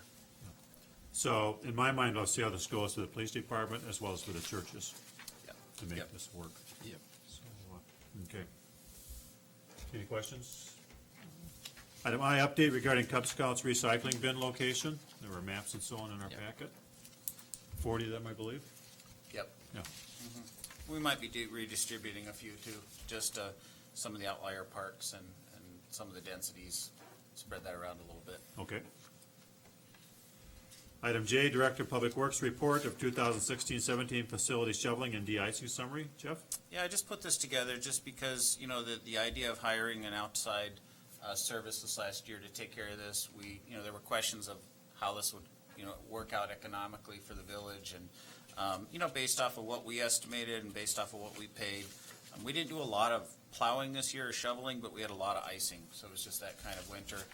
So you'll see some pretty heavy, salt costs there and everything, but it came out not bad. So I'd call it a pretty good success. Were you happy with the service, Jeff? I was. Okay. At any service, anytime you do that, you always want them there right when it stops snowing, and but we're in line just with everybody else. But I think generally they did a nice job on our facilities. Okay. Is your staff back now? I think the reason this started is because some of your staff members are out on leave, right? We've never replaced the one custodial position that was not filled, and because we're using an outside service for that. Okay. And we still have one employee that's out right now, still on medical leave. Okay, thank you. Yep. Item K, discussion possible action about Public Works uniform contract and updating. Recommend a motion to terminate the contract with Cintas for Public Works uniform services and initiate a contract with UniFirst for Public Works uniforms and laundry service. So moved. Second. Thank you. I'm going to make this as fast as possible. This is just one of these things that I've been wanting to evaluate this for a while. We did compare this and our current, the UniFirst and our current contract side by side. There were some additional new pricing structures that they had come out with a updated kind of network type of pricing. And I found that we could actually save about $158 a week, and that's a very significant amount of money. The only hiccup we've had is terminating our contract with Cintas. Terminating a service contract can be very tricky. It's taken quite a few months actually for us to negotiate a termination clause, but we have that negotiated till July 1st, when we'll do the switch to UniFirst. We're going with some nice gray shirts, polos as well, and jeans for the guys. I think it'll be a nice update and change. No badges?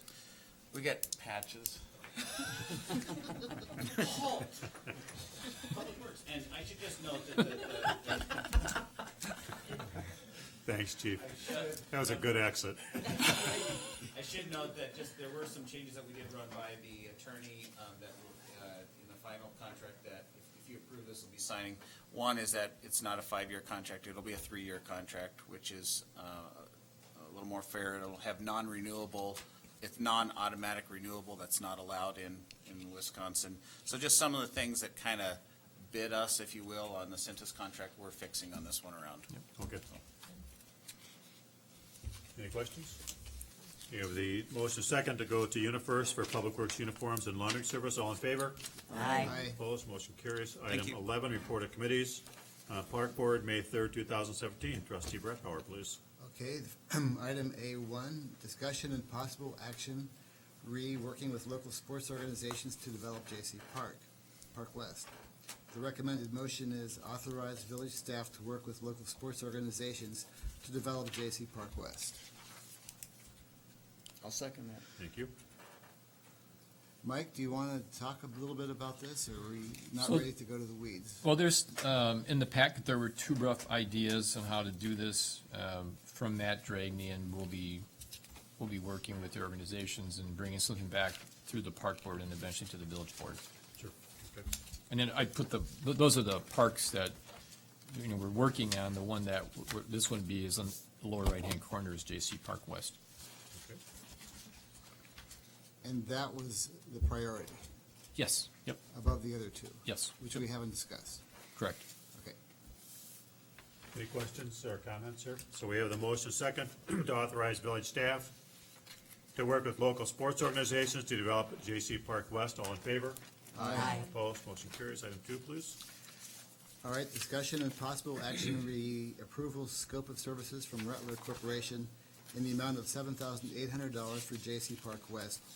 Use funding from 2017 Park Fund for General Field Development. Second. So even though we received, or Jeff had received proposals for the three parks you see up there, we're focusing on J.C. Park West at this point. So as forward development really isn't ready to go, and the two fields that we will probably do on the west side will eventually get to working on that, but we really want to be focused on J.C. Park West at this point. Questions? So we have the motion second to approve the scopes of services from Rattler Corporation in the amount of $7,800 for J.C. Park West, with funding coming from the 2017 Park Fund for General Field Development. All in favor? Aye. Opposed, motion carries. Item 3, please. Item 3, discussion and possible action, approval scopes of service with Vanderwall to update the village's park and recreation plan. Village administrator's note is that there is a $7,500 in the 2017 budget, with the balance being budgeted in 2018 for updating the plan. The recommended motion is to approve the scopes of service with Vanderwall to update the village's park and recreation plan with the following conditions from Park Board: completing survey in 2017, conducting the workshop in 2018, and using the budgeted $7,500, and if the entire amount is not used, it will carry over to the 2018 budget. And as a note, balance of funding for completing the plan will be budgeted in 2018. And a village administrator's note, I would recommend the Park Board's motion, but request the village board to send the survey task back to the Park Board for further consideration. Do we have a second? I'll second that. Thank you. After the park board meeting, I talked to Mike Slavny a little bit, and I don't know, I'm not sure the survey's needed. Yes, I think we should definitely have the form, but I'm not sure the survey's needed. I thought I want to have it go back to the park board for further discussion. Okay. All right, I'm asking that. Okay. Any questions or discussion on that? All in favor? Aye. Opposed, motion carries. Item 4, please. Item 4, discussion and possible action, request available funds of $668.87 for tree planting in the parks from the Madison Community Foundation. The recommended motion would be direct village staff to prepare a request to use available funding from the Madison Community Foundation of $668.87 for tree planting in village parks. Second, please. I'll second that. Thank you. Any questions? All in favor? Aye. Opposed, motion carries.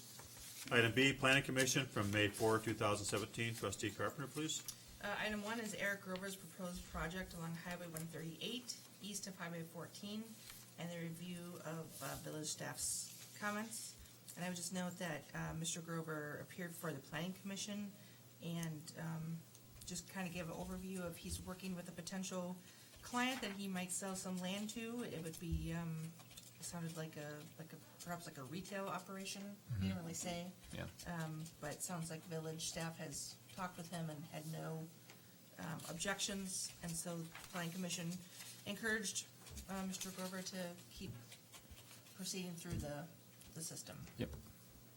And what I'll do as a courtesy, I will send this list to the town of Rutland this week so they know about it. I'll second that. It's not a, No it's action. not a It's motion. no action? Is that No, gonna be, informational. is that gonna be private water and sewer? Temporary. Temporary, yep. Temporary? Any other questions? Item 2, please. Discussion and possible action regarding approval of certified survey map for Jefferson Street Crossing Project. So I make a motion that we approve the CSM for the Jefferson Street Crossing Project. Second. Thank you. And this, if you look at your packet, this is just pretty much putting in writing what we've been talking about for a while, delineating, the village's, property lines and the Jefferson Street folks' property lines and Right. Yep. the agreement. Okay. So this is making it official. Any questions? All in favor? Aye. Opposed, motion carries. Thanks, Jeannie. Item 12, minutes not requiring action, May 4th, 2017, meeting of the Oregon Area Fire EMS Commission. Unfinished business, there is none listed. New business, approval of pending new operator licenses. Approval of the Police Department, Headquarters, Thomas Marks, Stop and Go, Jennifer Crane, Legend of Bergamot, Jessica Roberts. Quick Trip 372, Samuel Klepping and Ashley Tans, and Quick Trip 731, Charlotte Sigmund and Tanya Fitzsimmons. So moved. I'll second that. Thank you. All in favor? Aye. Opposed, motion carries. Item B, approval of pending renewal operator licenses at Village Food Center, Angela Doskasil, Travis Mobley, Suzette Noyce, and Stephanie Van Fossen, and Quick Trip 302, Troy Brummond. I'll second that. We need motion first. I'll make that motion. Okay, I'll second it. thank you. All in favor? Aye. We're getting tired. No, I think you missed Jeff making the motions, I'm learning here. Yeah, I'm out of practice. Jeff usually makes all those motions for us. So 15 is future agenda items coming our way. Item 16, the village board will adjourn into closed session during the meeting pursuant to Wisconsin statute section 19.851C to consider employment and compensation for candidate for senior center director position, and pursuant to section 19.851F to discuss performance issues of village employee. Final action will not be taken on the employment matter at this meeting. The board will adjourn from closed sessions. Need a motion, please? So moved. Second. Thank you. Roll call, please. Jacobson, Yes. Carpenter, Yes. Staton, Yes. Brett Howard, Yes. Bollig. Yes.